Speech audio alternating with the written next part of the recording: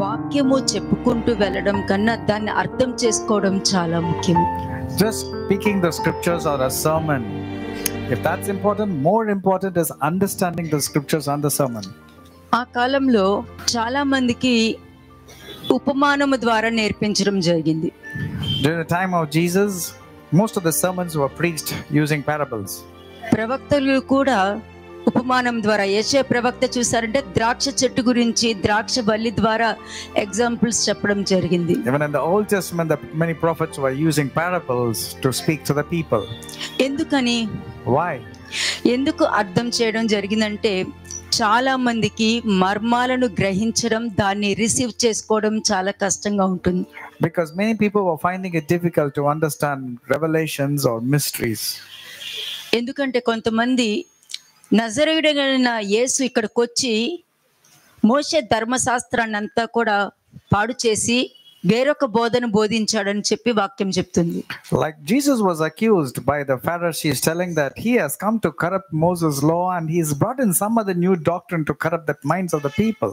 ఎందుకు కరప్షన్ అన్న మాట వచ్చింది? Why the word corruption came? ఎందుకు వచ్చింది? Why was Jesus' doctrine called as corruption? ఎందుకంటే ఆచారానికన్నా దేవుని నోటి నుండి వచ్చే మాటకి ఎక్కువ విలువ ఇవ్వడం జరిగింది. Because more than traditions and customs, Jesus was giving importance to follow the word of God and its importance. యోబు ద్వారా మీకేం తెలిసింది?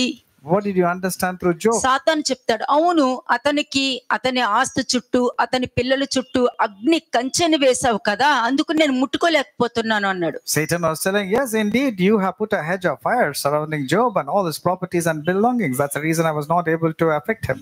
అలాగే యేసుక్రీస్తు ప్రభువుకు వచ్చిన 4 పరీక్షల్లో ఏమని ఉందా? అందులో ఏది నాకు మొక్కు, ఈ రాజ్యంలో ఉన్న సమస్తము నేను నీకు దయచేస్తాను. What did Satan say to Jesus out of the 4 temptations? He said, okay, bow down to me, worship to me, I will give all the kingdom and authority of this world. ఎందుకు ఈ మాట వచ్చింది? Why did this verse? సాతాను కూడా అతను మాట వింటే అతను కూడా డబ్బిస్తాడు, అతడు కూడా ఆశీర్వదించగలుగుతాడు, కానీ రక్షించలేడు. Now that's the reason why it was emphasized, because Satan tells that if you worship to me, I will also bless you and give you all the things of this world. But the point is, he cannot save you. ఎంత డబ్బు ఉన్నా కూడా మరణకరము గల రోగం నుండి ఆ డబ్బు నిన్ను కాపాడగలుగుతుందా? But we have a lot of money and power. Can it save you from life-threatening diseases? రక్షించలేదు. It cannot save you. రక్షించలేదు. It cannot save you. ఎందుకంటే సాతానన్ని ఇవ్వగలుగుతాడేమో, కానీ రక్షించలేడు, కాపాడలేడు, ప్రొటెక్ట్ చేయలేడు. Satan may bless you in worldly related things, but he cannot save you, he cannot deliver you, he cannot protect you. సాతానికి వాడు పక్షంగా నువ్వు ఉండటం ఇష్టమే. Satan always likes people to be on his side. వాడు పక్షంలో ఉన్నంతసేపు వాళ్ళు చాలా సంతోషంగా ఉంటాడు. Satan is very happy when people are obeying him. వాడు చెప్పిన మాట వింటుంటే మామూలు సంతోషం కాదు, చాలా సంతోషపడుతూ ఉంటాడు. Satan is delighted when people are against God and turning towards him. కానీ నీకు సమస్య వచ్చినప్పుడు నువ్వెవరో నాకు తెలియదని నేను వదిలి వెళ్ళిపోతూ ఉంటాడు. But when you're facing a lot of tribulations and trials and temptations, he will simply deny you by telling, I don't know who you are, and he'll walk away. ఎందుకంటే నీకున్న అధికారం గాని, దేవుడు నీకు ఇచ్చే ఆశీర్వాదం గాని, దేవుడు నీకు ఇచ్చే వరం గాని నీకు తెలియపరచకుండా, నీకు అర్థం కానివ్వకుండా చేసేది వాడు ఒక్కడే. Because Satan doesn't want you to know your power, your authority and the revelation. He doesn't want anything from God to come and reach to you. మీకు వాక్యంలో ఏం చెప్పుకుంటూ వెళ్ళాను నేను? What was I saying through the scripture? నా యందు అభ్యంతర పడని వాడు ధన్యుడు అని ఉంటది. Whoever is not offended because of me is a blessed person. కదా, మాథ్యూలో ఒక పాయింట్ ఉంటుంది. నువ్వు ఇన్ని మాటలు మాట్లాడావు కదా, పరిసయ్యులు అభ్యంతర పడ్డారు అని అంటారు. The disciples came to Jesus and said, you spoke, but the Jews and the scribes were offended at what you said.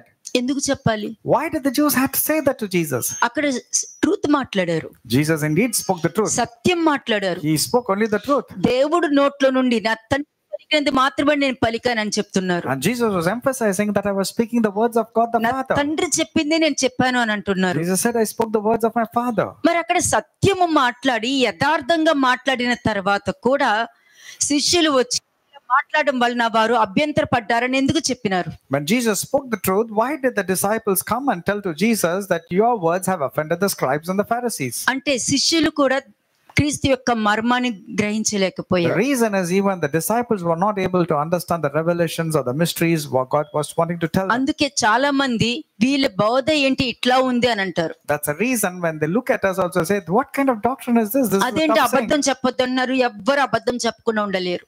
And they say, how come they say don't tell lies? There is nobody in this world who don't speak lies. ఎందుకు ఇట్లా చెప్తున్నారు? ఎవ్వరు ఇలా ఉండలేరు. They keep on telling at the teachings of Bible culture, nobody can be like this. Why are they saying like this? ఇలాగ ఆలోచించిన అవసరం లేదు కదా. But this is not how you should, a man should think. నిజమే, అబద్ధం అన్నది correct కాదు. ఎందుకంటే అబద్ధము ఎవ్వరు చెప్పకుండా మానరు, అందరూ చెప్తారు అని అంటారు. అదే పర్సన్ మళ్ళీ ఏమంటారు, వాళ్ళు నా దగ్గర అబద్ధం చెప్పాడు అని అంటాడు. Yes, they tell no one in this world cannot be there without telling lies. But when it comes to somebody telling lies to them, they say, look, this man is telling lies. కదా, అంటే ఆ మర్మము, పరలోకమునకు సంబంధించిన మర్మాలు వాళ్ళకి అర్థం కాలేదు కాబట్టి పరలోకంలో నా తండ్రి నాటని ప్రతి మొక్క తీసివేయబడుతుందని. Because they did not understand the revelations and the mysteries of the word of God, Lord Jesus said, any plant that is not rooted by the Father will be uprooted. అందుకే పరలోకంలో ఉన్న తండ్రి మొక్క నాటుతున్నారు అనంటే దానికి అర్థం ఏంటి? What does it mean when the Father in heaven is planting about us there in heaven? ఇక్కడ నువ్వు రిసీవ్ చేసుకునే విధానాన్ని బట్టే పరలోకంలో కూడా ఉంటుంది. That depends on how you receive the teachings of the Lord, and simultaneously your blessings will be there in నువ్వు heaven. భూమి మీద ఏమి బంధిస్తావో పరలోకంలో కూడా బంధింపబడు. నువ్వు భూమి మీద నువ్వు ఏమి విత్తుతావో అదే పరలోకంలో కూడా విత్తబడునని వాక్యం The చెప్తుంది. word of God says, whatever you sow, whatever you bind on this earth will be bound, and whatever you loose on earth will be loose in heaven. అది వాగ్దానం. అది That's the promise. అందుకే ఇక్కడ అపోస్తలు పౌలు ఏమన్నాడు చూడండి ఒకసారి, Acts 13:10 ఒకసారి చూడండి. Acts 13:10 అపోస్తల కార్యము 13వ అధ్యాయము 10వ వచనము. అతన్ని తేరి చూచి సమస్త కపటముతోను సమస్త దుర్మార్గముతోను నిండినవాడా, అపవాది కుమారుడా, సమస్త నీతికి విరోధి, నీవు ప్రభువు యొక్క తిన్నని మార్గంలో చెడగొట్టడం మానవా? అంతే, దేవుని యొక్క తిన్నని మార్గములు చెడగొట్టుట మానవా అనుంది. It says, will you not cease perverting the ways of the Lord?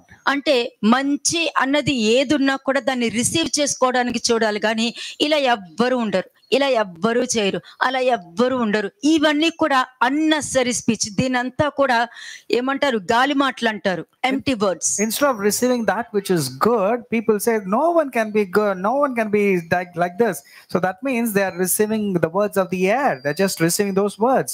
కదా, నువ్వు ఏమి చేయాలను అనుకుంటున్నావో అది మంచి అయినాను సరే, చెడు అయినా సరే, మంచి అనుకుంటే దేవునికి, యేసుకునికి, నువ్వు యేసుక్రీస్తు ప్రభుకి నువ్వు నమ్మకంగా ఉంటావు. It all depends whether you want to pick up the choice of being good or bad. But if you want to take that which is good, you will be voting, or you will be on the side of the Lord Jesus Christ. మీరు observe చేయండి, మంచికి చెడుకి ఒకేలాంటి అంటే difference అన్నది వేరే ఉంటది, కానీ చెప్పే ఎగ్జాంపుల్ ఒకే విధంగా కనపడుతుంది. The example may be the same, but both good and bad can be portrayed with the same example.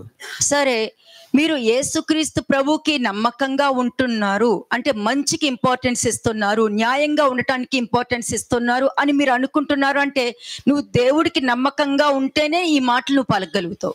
If you're faithful to God, only then you'll be in a position to say, yes, I would like to be faithful to God. I will be only on the Lord's side, and I will pick up that which is truth. కానీ నువ్వు చెడుకి importance ఇస్తున్నావు అనంటే దానికి అర్థము సాతానుని ఆహ్వానిస్తున్నాను. But if you are not giving importance to good and you're giving importance to that which is evil and bad, that means you're inviting Satan into your life. అర్థమైందా? Are you able to ఒక understand? చెడుకి importance ఇచ్చినా, ఒక negative కి importance ఇస్తున్నారంటే నువ్వు సాతాన్ని ఆహ్వానిస్తున్నావు ఇంటికి. You are actually inviting Satan into your life when you are picking up that which is good and that which is bad and that which is evil. మంచికి importance ఇస్తున్నావు అంటే నువ్వే గుర్తించగలుగుతావు యేసుక్రీస్తు ప్రభువుకి నువ్వు నమ్మకంగా ఉంటున్నావు అని. If you recognize that which is good and put it in practice, that means you're giving importance to the truth and to the అందుకే Lord. వాక్యం అంటుంది, చాలా మందికి వాక్యం యొక్క గ్రహింపు లేకపోవడం వలన చెడును మంచిగాను మంచిని చెడుగాను చూస్తున్నారు. Many people are swapping the good with the bad. The reason is because they're not able to understand the goodness from the scriptures. They're not able to pick up the right వాక్యం ఏం verses. చెప్తుంది? And what does the scripture say? నా యందు ఎవ్వరు అభ్యంతరపరురో వాళ్ళు ధన్యులు అని ఉంది. The word of God says, blessed is a person who's not offended because of me. అభ్యంతర పడకుండా ఉండటం అంటే సందేహించకుండా ఉండటం. Not getting offended means not doubting, point out చేయకుండా ఉండటం. not pointing. పాయింట్ అవుట్ చేయవలసిన పని కూడా ఏమీ లేదు కదా. There isn't any necessary for you to point at others' mistakes. ఎందుకు పాయింట్ అవుట్ చేయాలి? Why should somebody point out? నోట్లో నుండి చెడ్డ మాటలు వస్తే నువ్వు పాయింట్ అవుట్ చేయి. If some bad words come, then you can point out. వాక్యము నీకు అనుగుణంగా లేనప్పుడు నువ్వు పాయింట్ అవుట్ చేస్తున్నావు అంటే నువ్వు దేవుని పాయింట్ అవుట్ చేయట్లేదు, నీ క్యారెక్టర్ ని నువ్వు అక్కడ ప్రెజెంట్ చేసుకుంటున్నావు అన్నది But when గుర్తుపెట్టుకోవాలి. you're not receiving the word of God to you directly, that means you have the ability to point out the mistakes of the person and the sermon. సరే, ఒక And point in fact, మీకు you are pointing the mistakes at God. కదా, ఒక point మీకు ఏం చెప్పాను నేను? What did I నా say? యందు అభ్యంతర పడని వాడు ధన్యుడు అని చెప్పా. I told, blessed is the person who's not offended because of me. That's what Lord Jesus Christ told. సరే, ఇంకొక రకమైన అభ్యంతరం ఉంది తెలుసా మీకు? Do you know that there's another kind of being offended? Matthew 13:56-57 చదవండి. Matthew chapter 13 verses 56-57. అందరూ తీసి చదవండి. మాథ్యూ 13:56-57. మత్తయి సువార్త 13వ అధ్యాయము 56-57 వచనములు. ఇతని సోదరిని మనులు అందరూ మనతోనే ఉన్నారు కారా? ఇతనికి ఈ కార్యములన్నీ ఎక్కడి నుండి వచ్చినని చెప్పుకొని ఆయన విషయమై అభ్యంతరపడిరి. అక్కడ అభ్యంతర పడ్డారు They were offended. అంటే సంతోషపడలా. They were not happy or delighted. అదేంటి? ఇతని సిస్టర్స్ అందరూ మనతోనే కదా ఉన్నారు. They were only saying, his sisters, were they not with us? ఇతను ఏ విధంగా బోధించగలుగుతున్నాడు ఇలాగా? How can he preach? How can a man say these things? ఇతను కార్పెంటర్ కొడుకు కాదా? Is he not a carpenter's son? ఎక్కడ చదువుకున్నాడు? What was his education? మన మధ్యలోనే కదా తిరిగారు. Was his mother and Mary? Mary కొడుకే కదా Was his mother not Mary? అని అక్కడ వాళ్ళు అభ్యంతర పడ్డారు, సంతోషపడలేదు. So they were offended at him. That means they were not happy at him. సంతోషపడలేదు. They were not happy or delighted at him. కానీ నిన్న చెప్పిన మీకు వాక్యంలో ఏం చెప్పాను నేను? But what did I say today? నా యందు అభ్యంతర పడిన వాడు ఏంటి? మాథ్యూ 11:6 అనుకోండి, చూడండి. Matthew 11:6. మత్తయి సువార్త 11వ అధ్యాయము 6వ వచనం. మరియు నా విషయమై అభ్యంతర పడని వాడు ధన్యుడని ఉత్తరం ఇచ్చెను. ధన్యుడు వాక్యం ఉంది. ధన్యుడు అంటే తెలుసా? And blessed is he who's not offended because of me. You know what is the meaning of blessed? అంత ధన్యత నీలో ఉందంటే నిన్ను చూసిన వాళ్ళు కూడా బ్లెస్ అవుతారు. When so much of blessings is there upon your life, when people look at you, they also in turn will be blessed. నీ పేరు నోటితో వాళ్ళు పలికినప్పుడు కూడా మీరు ఆశీర్వదించబడతారు. When they say your name also, they will be blessed. అంటే యోబు ఏమన్నాడు? దుష్టుడి యొక్క ఆశీర్వాదం కూడా నాకే వచ్చిందని అంటాడు. What did Job say? The blessings of the wicked also has come to me. అంటే అతనికి నుండి తీసి మీకు ఇవ్వడం జరుగుతుంది. That means the blessings of the wicked person also is coming to a righteous కానీ person. ధన్యత ఉన్న మనిషి నుండి ఆ ధన్యత నీకు వస్తుంది. But not only that, the blessings will come even from a blessed person when you acknowledge and నేను ఈరోజు recognize. చెప్తున్నా, మీరు ధన్యులనే నేను చెప్తాను నేను. But today I'm telling you all are blessed ఎందుకంటే మీరు నమ్మారు. because you believed. అందరూ నమ్మారు, మీరు You believed. సందేహించలేదు. You didn't doubt. నమ్ముట నీ వలనైతే నమ్మువానికి సమస్తము సాధ్యమే. అది మంచి అయినను సరే, చెడైనను సరే. If you can only believe, all things are possible to the one who believes, whether it is for ఎందుకంటే good or whether it is for దేవుడు evil. దర్శించిన దినాలు మీకు గుర్తున్నాయి. Because you remember the day of visitation of the Lord in your life. మీకు గుర్తుంది. You're able to remember. నువ్వు ఎప్పుడు దేవుని సిలువ వేయలేదు. సిలువ వేయబడిన ఆయనకి నమ్మకంగా మీరు ఉన్నారని అర్థం అక్కడ. You're not crucified the Lord. In fact, you are faithful and loyal towards him. కదా, మిగతా వాళ్ళు ఎక్కడ అభ్యంతర పడ్డారు? Wherever the people get offended, అదేంటి ఇట్లా ఉంది? they said, how can, what is ఇలా this? చేస్తున్నారేంటి? Why are they doing like అలా this? చేస్తున్నారేంటి? And they were questioning and pointing. Empty words తోనే ఉండిపోయారు వాళ్ళు. They were speaking words of the air, or empty words were coming out of the mouth. కదా, అదే వచనం మరలా చూడండి. Matthew 13:58-59 చూడండి. వారి అవిశ్వాసమును బట్టి ఆయన అక్కడ అనేకమైన అద్భుతములు చేయలేదు. అయిపోయింది. చాలా మంది జీవితాల్లో అద్భుతాలు జరగవు, కానీ దేవుడు దేవుడు అని పలుకుతారు. Now he did not do many mighty works there because of their unbelief. సంతోషం ఉండదు. Many people will not have peace. సమాధానం ఉండదు. There will not be joy. విడుదల ఉండదు. There will not be deliverance. Problems, But they're surrounded with రోగాలు, problems. Have sicknesses. సరైన నిద్ర కూడా ఉండదు. They can't sleep properly. కానీ దేవుడు దేవుడు అంటారు, ప్రార్థన అంటారు, బైబిల్ అంటారు. But they're very good in taking the name of the Lord, or prayers, or fasting. They're very good at the customs. మరి నువ్వు అభ్యంతర పడుతుంటే?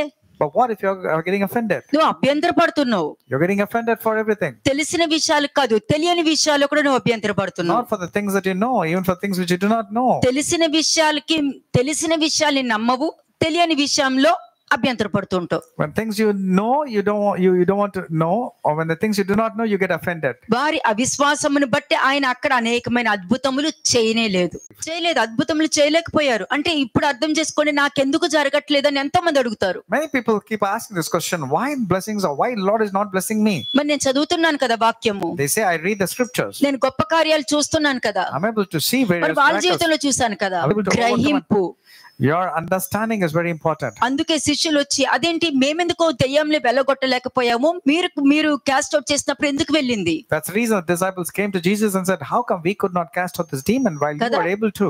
అవిశ్వాసులు లారా అని అంటారు. He says, you faithless people, ఎంతకాలం ఉంటా మీ దగ్గర, how long can I be with you? అతన్ని పిలవండి, Call that child. అని క్యాస్ట్ అవుట్ చేసేసరికి హీలింగ్ అయింది. The moment the Lord cast out, yes, the demon had to leave. అంటే క్రీస్తు హృదయంలో దేవుడు ఉన్నారు.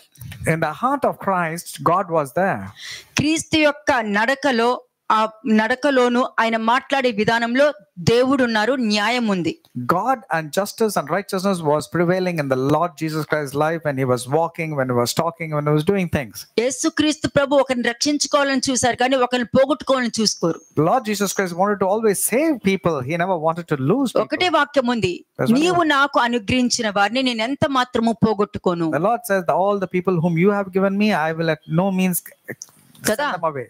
దేవుడు అనుగ్రహించు వారు నిలబడి ఉంటారు. The people who are called by God will stand నా firmly. తండ్రి నాటని ప్రతి మొక్క పేరుకి వేయబడిన వాక్యం చెప్తుంది. Because the word says anything which is not rooted by the Father will be uprooted. మరి ఇశ్రాయేలు జనాంగం ఏ విధంగా తిరిగి వచ్చారు మరి? But how did the Israelites come back? కదా, ఒకప్పుడు అలక్ష్యం చేశారు, There were times when they were casual. మర్యాద ఇవ్వలేదు, They did not respect the Father. దేవుడికి ఇంపార్టెన్స్ ఇవ్వలేదు, They didn't give importance to God. దేవుడికి ఏది ఇష్టమో దాని ప్రకారం జీవించలేదు. They did not lead a life which God was కానీ pleased దేవుడు at. నా పక్షంలో ఉన్నారని గర్వం ఉండేది. But they had the arrogance and pride that God was on their side. కదా, దేవుడు నా పక్షం ఉన్నారు అని నువ్వు అనుకున్న మాట నిన్ను ఫిలిష్తీయుల నుండి నీకు జయం కలగలేదు కదా. Your words telling that God was there with you could not save you from the Philistines' attack. దేవుడు నా వైపు ఉన్నారు, నేను దేవుడి పని చేస్తున్నానని నువ్వు చెప్తున్నప్పుడు నీ ఆలోచన నువ్వు ఆపుకోలేకపోయావు కదా. When you're saying God's work you're doing and God is on your side, but you're not able to stop the నీ thoughts that came to బలహీనతల్ని you. నువ్వు ఆపుకోలేకపోయావు కదా. You couldn't stop your weaknesses. మరి నీ వైపు ఉంటే నువ్వు ఇది ఆపుకోగలుగుతావు. If God was really on your side, you could have stopped all these thoughts that came to you. ఇశ్రాయేలు జనాంగం ఏమనుకున్నారు, దేవుని యొక్క నిబంధన మందసము నా దగ్గర ఉంది, దావీదు తీసుకొచ్చిన నిబంధన మందసమే నా దగ్గర ఉందని అనుకున్నారు. కానీ ఆ నిబంధన మందసం తీసుకొచ్చినప్పుడు దానికి విలువ కూడా ఇవ్వలేదు, ఫిలిష్తీయులు పట్టుకెళ్ళిపోయారు. Israelites could not recognize and know the importance of the ark, the covenant. They thought it's a mere piece of wood. So when the Philistines came, they were easily able to capture because they were very careless. ఒక్కసారి Acts 3:26 చూడండి. Acts chapter 3 verse 26. అపొస్తలుల కార్యము 3వ అధ్యాయము 26వ వచనము. దేవుడు తన సేవకుని పుట్టించి మీలో ప్రతి వానిని వాని దుష్టత్వము నుండి మళ్లించుట వలన మిమ్మును ఆశీర్వదించుటకు ఆయనను మొదట మీ యొద్దకు పంపినని చెప్పెను. ఫస్ట్ ఇక్కడ దీన్ని అండర్స్టాండ్ చేసుకోండి. దేవుడు తన సేవకుని పుట్టించి, వాళ్ళు ఎక్కడైనా ఉండొచ్చు, ఇక్కడ ఉన్న వాళ్ళందరూ కూడా ఎక్కడెక్కడ ఉండో వచ్చిన వాళ్ళే, వీళ్ళెవరో వాళ్ళెవరో ఎవరికి తెలియదు. To you first, God having raised up his servant Jesus. That means any person has been born at any point of time. God can create any person. You do not know one another before. ఇక్కడికి వచ్చాక అందరి గురించి తెలుసు. But after coming here, you came to know of each పేర్లు కూడా other. గుర్తుపట్టుకోగలుగుతారు. You're able to remember their names also. కానీ ఇక్కడ దేవుడు తన సేవకుని పుట్టించి మీలో ప్రతి వానిని వాని దుష్టత్వం నుండి మళ్లించుటకు. The reason why that person's servant was raised up so that he will turn away every one of you from ఇది your కాపరి యొక్క లక్షణం. These are all the characteristics of ఒక కాపరి ఆశీర్వదించబడాలంటే నువ్వు ఏం చేయాలి? If a shepherd has to be blessed, what is that you ought to do? దేవుడు నిన్ను పంపారు అని నువ్వు చెప్పుకోవడం కాదు, ఆయన పంపారు అన్నట్టు ఎదుటి వాళ్ళ ఆశీర్వాదం నువ్వు చూడగలగాలి. It's not you merely telling God has called me into the service or ministry. Others have to see the blessing through your word and through your teachings. నీ కడుపు నింపుకోవడం కాదు, Not to fill your belly, నువ్వు బాగుంటాం కాదు, not you being well. దేవుడు నిన్ను పంపారు అనడానికి కారణం నన్ను పంపారు, సేవ చేయడానికి పంపారని చెప్పుకుంటానికి నిన్ను పంపలేదు. God did not send you to tell to the people that God sent you. You don't have to. ప్రతి వారు ఏమేమి బంధకాల్లో ఉన్నారో, ఏమేమి బలహీనతల్లో ఉన్నారో వాళ్ళకి బయలుపరిచి దాని నుండి బయటకు వచ్చే మార్గం చూపించడానికని నిన్ను పంపించారు. God has sent you so that you will go and tell the people their sin and their iniquities and their weaknesses, and they will turn towards God. అంటే దుష్టత్వం నుండి మళ్లించుట వలన మిమ్మును ఆశీర్వదించుటకు ఆయనను మొదట మీ యొద్దకు పంపాను. అంటే దేవుడు ఒకరిని పంపారంటే కూడా నిన్ను ఆశీర్వదించడానికే, వాళ్ళు ఆశీర్వదించబడటానికి కాదు. If someone is coming to you, that means God has sent that person to bless you, not that person will be blessed because of you. అలాగే Acts 7:37 చూడండి. Acts chapter 7 verse 37. అపొస్తలుల కార్యము 7వ అధ్యాయము 37వ వచనం. నా వంటి ఒక ప్రవక్తను దేవుడు మీ సహోదరులలో మీకు పుట్టించును అని ఇశ్రాయేలుతో చెప్పిన మోషే ఇతడే. నెక్స్ట్, సీనాయి పర్వతము మీద తనతో మాట్లాడిన దేవదూతతోను మన పితరులతోను అరణ్యంలోని సంగమందు ఉండి మనకి ఇచ్చుటకు జీవ వాక్యములను తీసుకొని వచ్చిన వాడు ఇతడే. అది ఇక్కడికి వచ్చి బోధించడము దంచి ప్రసంగ కాదు, దేవుడిచ్చిన వాక్యమును తీసుకున్నట్టుగా నీకు బోధించాలి. The word of God should be presented as it is. There should not be any Bible కాలేజీలో బోధించిరివి. They will not teach this in Bible colleges. ఆయన యొక్క అభిషేకము బోధిస్తది. But the anointing of God will teach you all. Logical mind తో బోధించలేరు. No one can teach with a logical mind. దేవుడికి logical mind అవసరం లేదు. నువ్వు PG చదివావా, ఏం చదివావా అన్నది దేవుడికి అవసరం లేదు. God is not bothered with your logical mind or your graduations or your academics. కదా, దేవుడికి ఏం కావాలి? What does God require? ఆయన చెప్పిందేంటి, నీకు ప్రెజెంట్ చేసిందేంటి, నువ్వేం చేస్తున్నావు? What did God tell you and what was presented to you and how you are doing it? అందుకనే మనకిచ్చుటకు జీవవాక్యములను తీసుకున్న వాడు ఇతడే అనుంది ఇక్కడ. That is the reason it says the one who received the living oracles to give to us. కాపరి అంటే దేవుడి దగ్గర నుండి జీవవాక్యమును తీసుకునివాడు అని అర్థము. Shepherd means he is the one Google లో నుండి కాదు తీసుకోవడం. Shepherd is not supposed to search scriptures from the Google. He has to take the oracles from God and then pass it on to the people. Next verse చూడండి. Verse 39. ఇతనికి మన పితరులు లోబడినొల్లక ఇతనిని త్రోసివేసి తమ హృదయములలో ఐగుప్తునకు పోగోరిని వారై. అంతే. ఒక వాక్యాన్ని ఒకరు రిసీవ్ చేసుకోవట్లేదు అని అంటే దానికి అర్థము నేను ఐగుప్తుకి తిరిగి వెళ్ళిపోతాను అని అర్థం. If somebody is not able to receive the word of God, that means they are saying I would like to go back to Egypt. ఐగుప్తులో కూడా ఆకుకూరలు ఉంటాయి. You can find green vegetables in Egypt. ఐగుప్తులో కూడా బంగాళదుంపలు దొరుకుతాయి. You get potatoes also there. ఐగుప్తులో కూడా ఎల్లుల్లిపాయలు దొరుకుతాయి. You get onions also there. ఐగుప్తులో కూడా చేపలు బాగా దొరుకుతాయి. You get fish, you get cucumber. అలాగే దానికి తగ్గట్టు శాపానికి సంబంధించినవి కూడా దొరుకుతాయి. Not only that, everything related to curses also is available. పొందుకునేవి కూడా పోగొట్టుకునేవి తిరిగి ఐగుప్తుకి వెళ్తావు చూడు, అక్కడ పోగొట్టుకుంటావు. When you return to Egypt, you will lose all the blessings also when you came out of Egypt when you were blessed. కదా, లోబడితే నాకేం దొరుకుతుంది, లోబడకపోతే నాకేం దొరుకుతుంది అన్న క్వశ్చన్ ఈ రోజు మీకు చెప్తున్నాను. Today I'm going to ask ఏదైనా ఒక సందేహం వచ్చినప్పుడు దీనికి నేను లోబడితే నాకేమవుతుంది, లోబడకపోతే ఏమవుతుంది అన్న క్వశ్చన్ వేసుకోండి. You need to ask this question: what will happen when I'm submissive to the word of God, and what consequences I have to face when I'm not submissive to the word of God? కదా, వాళ్ళు నాకు మంచి చెప్పారనుకో, అది తీసుకోవడం వల్ల నాకు మంచి జరుగుతుంది. If somebody comes and talks about good, receive that good because it's going to do good to you. దాన్ని తీసుకోవడమే నెగటివ్ గా నువ్వు రిసీవ్ చేసుకున్నావంటే అప్పుడు నువ్వు ఐగుప్తుకి వెళ్ళాల్సి వస్తుంది. But by not receiving any corrections or goodness that comes from a person, that means you have decided to go back. చూడండి, అలాగే Isaiah 8:13 చూడండి. Isaiah chapter 8 verse 13. యెషయా 8వ అధ్యాయము 13వ వచనము. సైన్యములకు అధిపతియగు యెహోవాయే పరిశుద్ధుడును అనుకొనిడి. మీరు భయపడవలసిన వాడు ఆయనే, ఆయన కోసమే దిగులు పడవలెను, అప్పుడు ఆయన మీకు పరిశుద్ధ స్థలముగా నుండును. ఇది జీవవాక్యము అంటే. This is called as the living oracles. సైన్యములకు అధిపతియగు యెహోవాయే పరిశుద్ధుడు అనుకొనుడి. The Lord of hosts, him you shall hallow. మీరు భయపడవలసిన వాడు ఆయనే. Let him be your fear. కదా, నేను దేవుడికి భయపడతా అని అంటావే గాని నీలో ఉన్న పాపము ఉంది. ఆ పాపము నీలోకి ఎలా ఎంటర్ అయింది, దేవుడి భయం లేకపోతేనే నీలో ఆ పాపము అటువంటి ఆలోచన నీ లోపలికి ఎంటర్ అయినది అన్నది మాత్రం రియలైజ్ అవ్వవు. You say that you have the fear and reverence of God, but since sins are there inside you, you will not have the fear of God, and that's the reason why sins have already entered. మరి ఎలాగ ఆయన నీకు పరిశుద్ధ స్థలంగా ఉంటారు? How can he be hallowed in your life? దేవుడి భయము నీకు ఊరికే దేవుడి భయం రాదు. నువ్వు విన్న వాక్యాన్ని బట్టి దేవుడి భయం వస్తదేమో గానీ దేవుడి భయం లేకుండా నువ్వు దేవుడికి భయపడలేవు. వాక్యం లేకుండా నువ్వు దేవుడికి భయపడలేవు. You cannot just get the fear of God. Only when you hear the word and adapt it in your life and put it in practice, only then you will have the fear and reverence of God. కదా, next verse చూడండి. Verse 14. అయితే ఆయన ఇశ్రాయేలు యొక్క 2 కుటుంబములకు తగులు రాయుగాను అభ్యంతరము కలిగించు బండగాను ఉండును, యెరూషలేము నివాసులకు బోనుగాను చిక్కువలగాను ఉండును. అనేకులు వాటికి తగిలి తొట్టిల్లుచు పడి కాళ్ళు చేతులు విరిగి చిక్కుబడి పట్టుబడుదురు. ఈ ప్రమాణ వాక్యము కట్టుము, ఈ బోధను ముద్రించి నా శిష్యులకు అప్పగింపుము. యాకోబు వంశమునకు తన ముఖమును మరుగు చేసుకొను యెహోవాను నమ్ముకొను నేను ఎదురు చూచుచున్నాను. ఆయన కొరకు నేను కనిపెట్టుకొనుచున్నాను. అది ఏ విషయము? నా యందు అభ్యంతర పడని వాడు ధన్యుడు. Blessed is a man who is not offended because of the word of God. అభ్యంతర పడు వారికి ఆయనే నీకు అభ్యంతరకరంగా ఉంటారు. But to those people who are offended, God himself will be an offense to you. ఎందుకంటే ఎవరు నా యందు అభ్యంతర పడుతున్నారో వారికి శ్రమ అని వాక్యం చెప్తుంది. Because whoever is not receiving the word of God, they will have greater tribulations. వారి మెడకి పెద్ద తిరగట్రాయి కట్టి సముద్రంలో పడవేయడం మేలు అని అన్నారంటే అదంత భయంకరమైనది ఈ వచనం చూపిస్తుంది మనకి. Whoever is offending, whoever is causing offense, it is good that we put a millstone around his neck and throw him in the sea. నీ దేవుడి యందు నువ్వు అభ్యంతర పడ్డావు అనంటే నీ లైఫ్ లో అన్ని అభ్యంతరాలే వస్తాయి. If you are getting offended, if you are the reason for offense, for your life also will be like that one. నువ్వు దేవుని నమ్మాలి అనంటే ఆయన యందు ఏ అభ్యంతరము లేకుండా సందేహము లేకుండా ఉంటేనే నువ్వు నమ్ము, లేకపోతే వదిలే.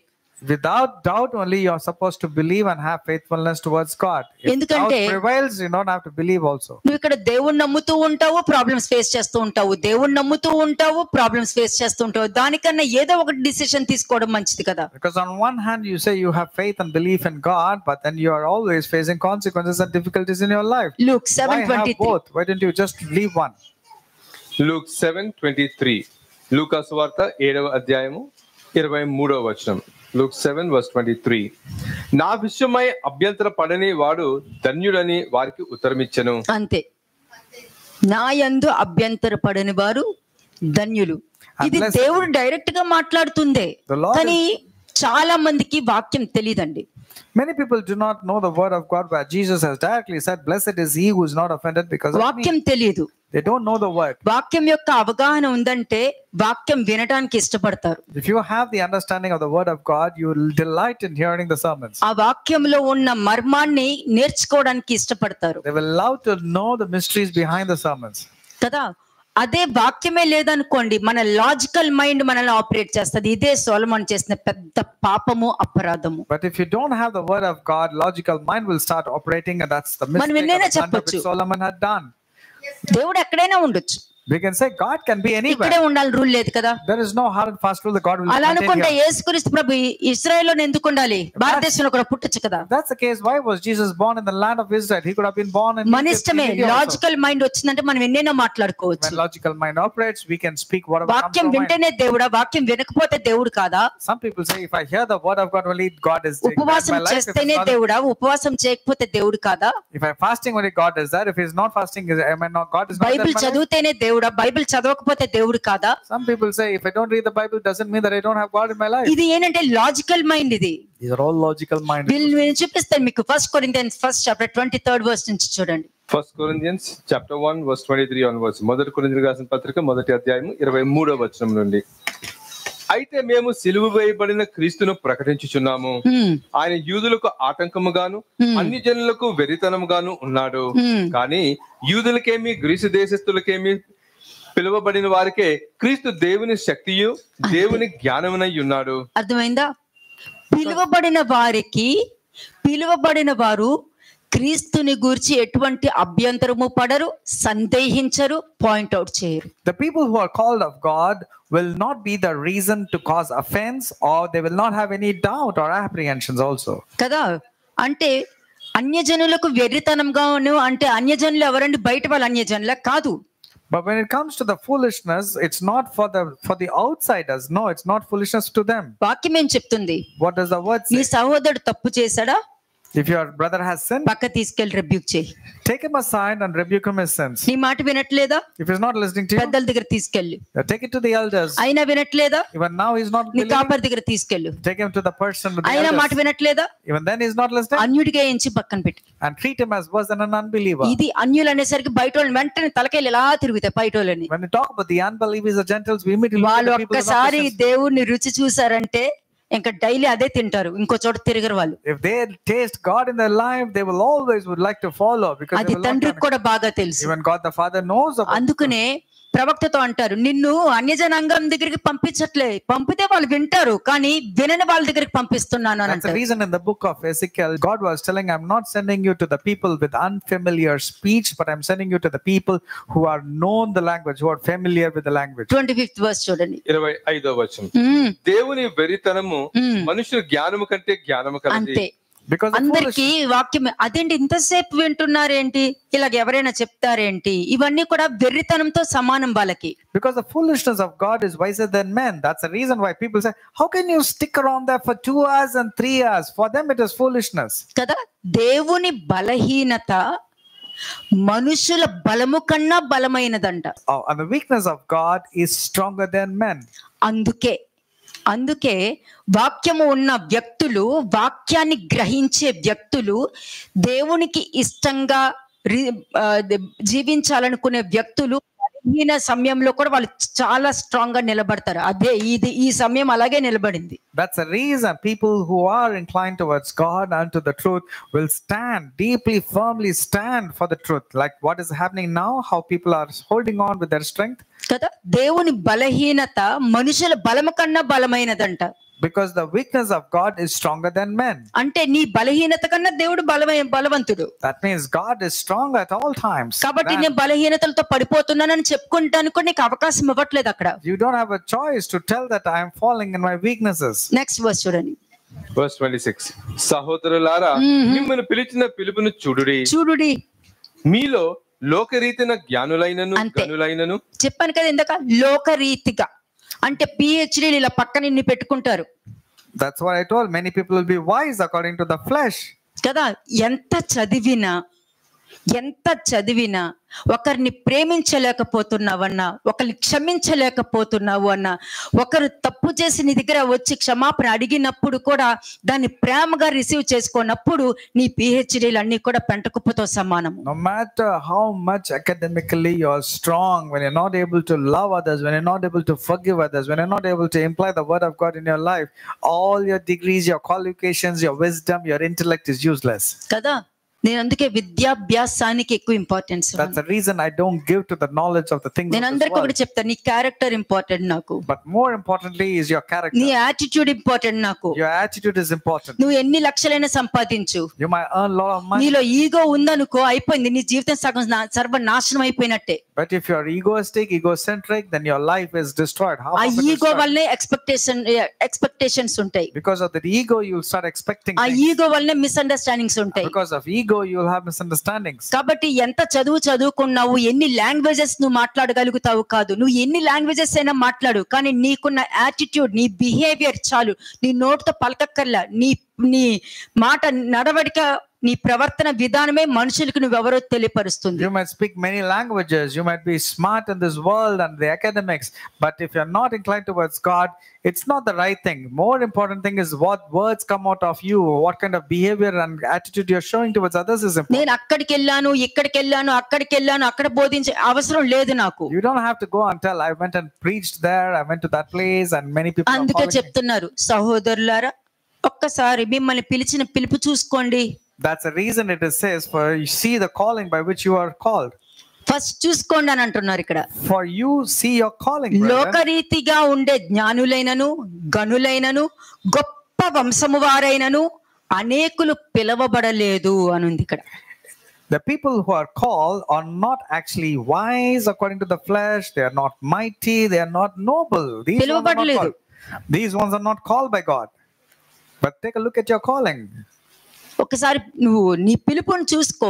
But take a look at your calling. See how you are called. కదా, ఎన్ని సంఘాలు ఉన్నాయని కాదు, ఎంత మందిని నువ్వు రక్షించగలిగావు, ఎంత మంది జీవితాల నుండి బయటకు వచ్చారు, ఎంత మంది బలహీనతల నుండి బయటకు వచ్చారు, ఎంత మంది అబద్ధాలు చెప్పకుండా బయటకు వచ్చారు, ఎంత మంది అబద్ధము, మోసము, వ్యభిచారము, ఇల్లీగల్ రిలేషన్షిప్స్ వీటి నుండి మనుషులు బయటకు వచ్చారంటే వాళ్ళ ఇంట్లో బోల్డ్ అంత ధనం ఉన్నట్టే. It's not how big your congregation size is or how many branches you have, but the more important thing is how many people's life got impacted through the word of God.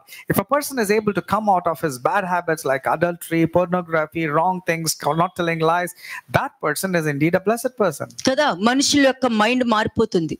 People's mind gets changed. నా భర్త నాకేమి కొనివ్వక్కర్లే, ఇంత ప్రేమగా చూపించుకునేవాడు ఇంక ప్రపంచంలో నాకు ఎవ్వరు దొరకరు అన్నట్టుగా చూపించాలే కానీ వీడితోనా అన్నట్టుగా చూపించుకోకూడదు. A wife should tell, my husband may not buy me anything, but he's the best person that happened to me in my life, and so vice versa to the husband 28th also. verse చూడండి. 28వ వచనం. But instead of that, if the wife says, what kind of husband am I having, that's not the right kind of testimony. ఏ శరీరయు దేవుని ఎదుట అతిశయింపకుండునట్లు జ్ఞానులను సిగ్గుపరచుటకు లోకముల నుండి వెర్రి వారిని దేవుడు ఏర్పరచుకొని ఉన్నాడు. బలవంతులైన వారిని సిగ్గుపరచుటకు లోకములో బలహీనులైన వారిని దేవుడు ఏర్పరచుకొని ఉన్నాడు. అంటే జ్ఞానులని నాకు అన్ని తెలుసని నేను దంచి ప్రసంగాలు ఇస్తున్నానన్న వారికి బుద్ధి చెప్పడానికి చదువు లేని వారిని, దేనికి ఎన్నిక లేని వారిని దేవుడు ఏర్పరచుకుని బోధిస్తారు. To the people who say, I can do great sermons, I'm very intellectual, God, to them, he will pick up those people who are weak, who are foolish, to put those people into shame. 29th verse. ఎన్నికైన వారిని వ్యర్థము చేయుటకు లోకములో నీచులైన వారిని, తృణీకరింపబడిన వారిని, ఎన్నిక లేని వారిని దేవుడు ఏర్పరచుకొని ఉన్నాడు. అంతే, దేవుని ఏర్పాటు అన్నది చాలా డిఫరెంట్ గా ఉంటదండి. నువ్వు ఎంత చదువుకున్నావు, నువ్వు ఎన్ని సంఘాలు పెట్టావు, నీకు ఎంత డబ్బు వస్తుంది, నీకు ఎంత డబ్బు ఉంది, నువ్వు ఎక్కడికి వెళ్ళి సేవ చూసావు, చెప్పులు వేసుకుని సేవ చేసావా, చెప్పులు లేకుండా సేవ చేసావా, ఎంత మందిని పోగు చేసావు అన్నది దేవుడు చూడరు. The Lord is not going to look at whether you are going with footwear or not, and how many places you went, how many tracts you have given. He's not going to look up at that aspect at all of your life. Give notice to the word of God. చేసుకుంటేనే స్వస్థత జరుగుద్ది. But healing will take place only when you receive the word of God. వాక్యం లేకుండా స్వస్థత గాని, వాక్యం లేకుండా విడుదల గాని, ఇవి ఏమైనా ఇది ఉంది అని అంటే వాళ్ళు మళ్ళీ అదే తప్పులు చేయొచ్చు, మళ్ళీ అదే రోగం తిరగబడొచ్చు. If a person is rather healed without the word of God or without taking the word of God, this person will have a recurrence of the same sickness, or some other sickness will supersede. నువ్వు ఎంత బోధిస్తున్నావా అన్నది దేవుడు చూడరు. It's not how much you're preaching is important. ఎంత వరకు నువ్వు బోధించి వారి జీవితాల్లో మార్పు తీసుకొస్తావా అన్నదే దేవుడు చూస్తారు. The most important thing is while you're preaching, God is going to see the transformation that is taking place in other people's lives. అందుకే సమూయేలు కూడా ఇశ్రాయేలు జనాంగం యొక్క మార్పు చూడగలిగాడు. Samuel was able to see the transformation in the Israelites. ఆ మార్పు చూసి వారిని బయటికి తీసుకొచ్చారు. And because he was able to see the transformation, he was able to bring them out. మరలా ఏమంటారు, దేవుడు మా పక్షంలో దేవుడికి ప్రార్థన చేయట మానొద్దు అని చెప్తారు వాళ్ళు. And then they pleaded, please do not forget to pray on our behalf. To Samuel they said. కానీ ఏమంటారు, మీరు మీ లోపల ఉన్న విగ్రహాలన్నీ తీసేస్తే తప్పక దేవుడు మరలా నిన్ను నిలబెడతారు, అందరి నుండి మిమ్మల్ని విడుదల చేస్తారని చెప్తారు. And Samuel was emphasizing, you ought to remove those idols that is there in your heart, and God will certainly help you. చూడండి 1 Samuel 7:9-14 చూడండి. మొదటి సమూయేలు 7వ అధ్యాయం 9 నుంచి 14 వచనం. 1 Samuel chapter 7 verses 9-14. సమూయేలు పాలు విడువని ఒక గొర్రె పిల్లను తెచ్చి యెహోవాకు సర్వాంగ బలిగా అర్పించి ఇశ్రాయేలు పక్షమున యెహోవాను ప్రార్థన చేయగా యెహోవా అతని ప్రార్థన అంగీకరించాడు. అంతే, నా కొరకు ప్రార్థన చేయండి అని అడుగుతాం అందరము. Many people keep asking, telling that, please pray for me. అడిగే వాళ్ళు ఎలా వచ్చి అడిగారు? But how did these people come and ask? ఎలా వచ్చి అడిగారు? How did they come and ask? వాళ్ళు చేసిన తప్పు గుర్తు పెట్టుకొని they were able to recognize and confess their sins. వాళ్ళు అనుభవిస్తున్న శ్రమ, కష్టము, దుఃఖము అంతా కూడా వారు దేవుడికి అవిధేయతగా ఉండటం వల్లే తెచ్చుకున్నామన్న సెన్సెస్ లోకి వచ్చిన తర్వాత they were able to come to the senses when they realized of their adamancy or the stubbornness by which they departed from the Lord. వచ్చి అడిగిన తర్వాత వారికి విడుదల దయచేయడం జరిగింది. And when they asked, then they were bailed out. అప్పుడు నువ్వు అడగాలి, నా కొరకు ప్రార్థన చేయరా. When you confess, when you let go of your sins, and then you have the ability to come and say, please pray. అమ్మ ప్రార్థన చేయన్నావు కదా, దేనికనిమా, దేనిని బట్టి ప్రార్థన చేయమంటున్నావు? And the people will ask you, so what is the reason? What should I pray for? Brother, వాక్యంలో నాకు answer దొరికింది. And they will say, brother, I received the answer నేను through the చాలా word of God. విషయాలు ఆలోచించకుండా చేయడం వల్ల నేను చాలా ప్రాబ్లమ్స్ లోకి వెళ్ళి పడ్డాను నేను. I went and landed myself into various problems and struggles because I was neglecting the word of God. అలాగే కొన్ని మాటలు నమ్మేయడం వల్ల కూడా నేను అవమానం పొందుకున్నాను. And some would say I had to believe in gossip and the lies of the people, and I had to go and fall into various ఇక్కడ troubles. విన్న తర్వాత ఆ మాటలు నమ్మి నేను 10 మందికి కూడా వెళ్ళి చెప్పడం జరిగింది. And that people will say, not only that, I didn't stop there. I went Kani- about believing in the gossip and falsehood. I went and slandering ఇవన్నీ about it to the దేవుడికి people. ఇష్టం ఉండవని నేను గ్రహించాను But నేను. today I realized God is not pleased with please this kind brother of mind. నాకు prayer చేయండి. నేను గ్రహించాను ఎట్టి పరిస్థితులను వీటి ఏది కూడా నా మీద నా కుటుంబం మీద ఇంపాక్ట్ కాకుండా మాకు సహాయం చేయాలంటే అప్పుడు ప్రేయర్ చేస్తారు. తప్పక స్పాట్ లో మీరు దానికి డెలివరెన్స్ And పొందుకుంటారు. this kind of repentance being genuine, when this person comes and says, brother, please pray because I recognized all my folly, all my mistakes and shortcomings. Then if the person is praying for you, for sure you will get మీరు deliverance and జీవ breakthrough. గ్రంథంలో ఆది కాండం నుండి ప్రకటన గ్రంథం వరకు మీరు ఏ వచనమైనా తీసుకోండి. You take any scriptures from Genesis to Revelations. నువ్వు పాపం నుండి బయటికి రాకుండా ప్రార్థన చెయ్యి, కుటుంబ ప్రార్థన చెయ్యి, చేయని ప్రార్థన చెయ్యి, ఆల్ నైట్ ప్రేయర్ చెయ్యి, ఇవన్నీ కూడా దేనికి పని చేయవండి. మెడిసిన్స్ పని చేయవు. Without repenting, without turning towards the Lord, without adapting the word of God in your life, if you focus only on prayers or family prayers or fasting prayers, it will definitely not going to be any help for అందుకనే you. నువ్వు ఎందుకు ప్రార్థన చేయలేకపోతున్నావో ఈ వాక్యం విను అని అంటారు కొంతమంది. That's the reason why you're not able to pray. You listen to this word. ఈ వాక్యం విన్నామంటే నువ్వు ప్రార్థన చేయకుండా మానలేవు అని ఒకరు చెప్తారు. And some will say, if you hear this word, for sure you will not plead, you will not stop. ఇదిగో your దేవుడు ఈ prayer. రోజు నీకు వాగ్దానం ఇస్తున్నారు అని అంటారు. Or they will say, see, I'm giving you the word of God today. అప్పుడు నీలో ఉన్న పాపం ఏమంటది? But what will the sin inside you will say? నీలో మార్చుకోలేని మనస్తత్వం ఉంటే ఏమంటది? What will your stubborn attitude which నీలో doesn't change will బూతులుంటే say? ఏమంటది? What will the abusive words in you will say? అప్పుడు నీ లోపల ఉన్న బూతులు, కోపము, ద్వేషము, పగ, క్షమించలేని గుణము ఇవన్నీ అంటది ఆశీర్వాదం అంటే తీసుకో అని అంటది. The sins inside you will say, see, he's talking about blessing. Take the blessings. Though you are adamant, you are stubborn, you have falsehood, you have lies, you are hypocrisy, you are pretending. It will say, take. వాక్యం లేదు కదా నీకు, You don't have the word, isn't it? Only ప్రేయరే కదా, They're only telling that they'll only pray, isn't it? ఉపవాసమే కదా, Only fasting, isn't it? తీసుకో. They will say, okay, take up the fasting. Take up the... వాగ్దానం అంటే తీసుకో. ఏముంది, ఫ్రీగా దొరికినప్పుడు ఏదైనా తీసుకోవచ్చు It's మనం. only blessings. Take it. It's free of cost. Even if you don't change, they say you will get blessed. ఆశీర్వాదం నీకు ఫ్రీగా దొరకదు. But the blessings will not occur with just free. దొరకదు. దానికి నిన్ను నువ్వు సమర్పించుకుంటే దొరుకుతుంది But if you submissive, if you're surrendering, only then the blessings will come. కదా. అతను నా నామము ఎరిగి ఉన్నాడు కాబట్టి నేను అతన్ని తప్పిస్తాను. Because he has known my name, therefore I shall deliver him. నా వాక్యము తెలుసుకుని నేనెవరో ఎరగనట్టు నువ్వు లేదు కాబట్టి ఇదిగో నీ ముందు నేను తలుపులు ద్వారములు తెరిచి ఉన్నాను, ఎవ్వరు దాన్ని మోయజాలరు. And then Jesus says, because you do not deny my name, therefore I will bless you. And see, I'm opening the door of blessing and no one can shut it. కదా. మరి అంటే నువ్వు ఏ విధంగా వాక్యాన్ని రిసీవ్ చేసుకొని ఏ విధమైన పశ్చాత్తాపం పడుతున్నావో అప్పుడు ఆ ప్రార్థన దేవుడు అంగీకరించడం జరుగుతుంది.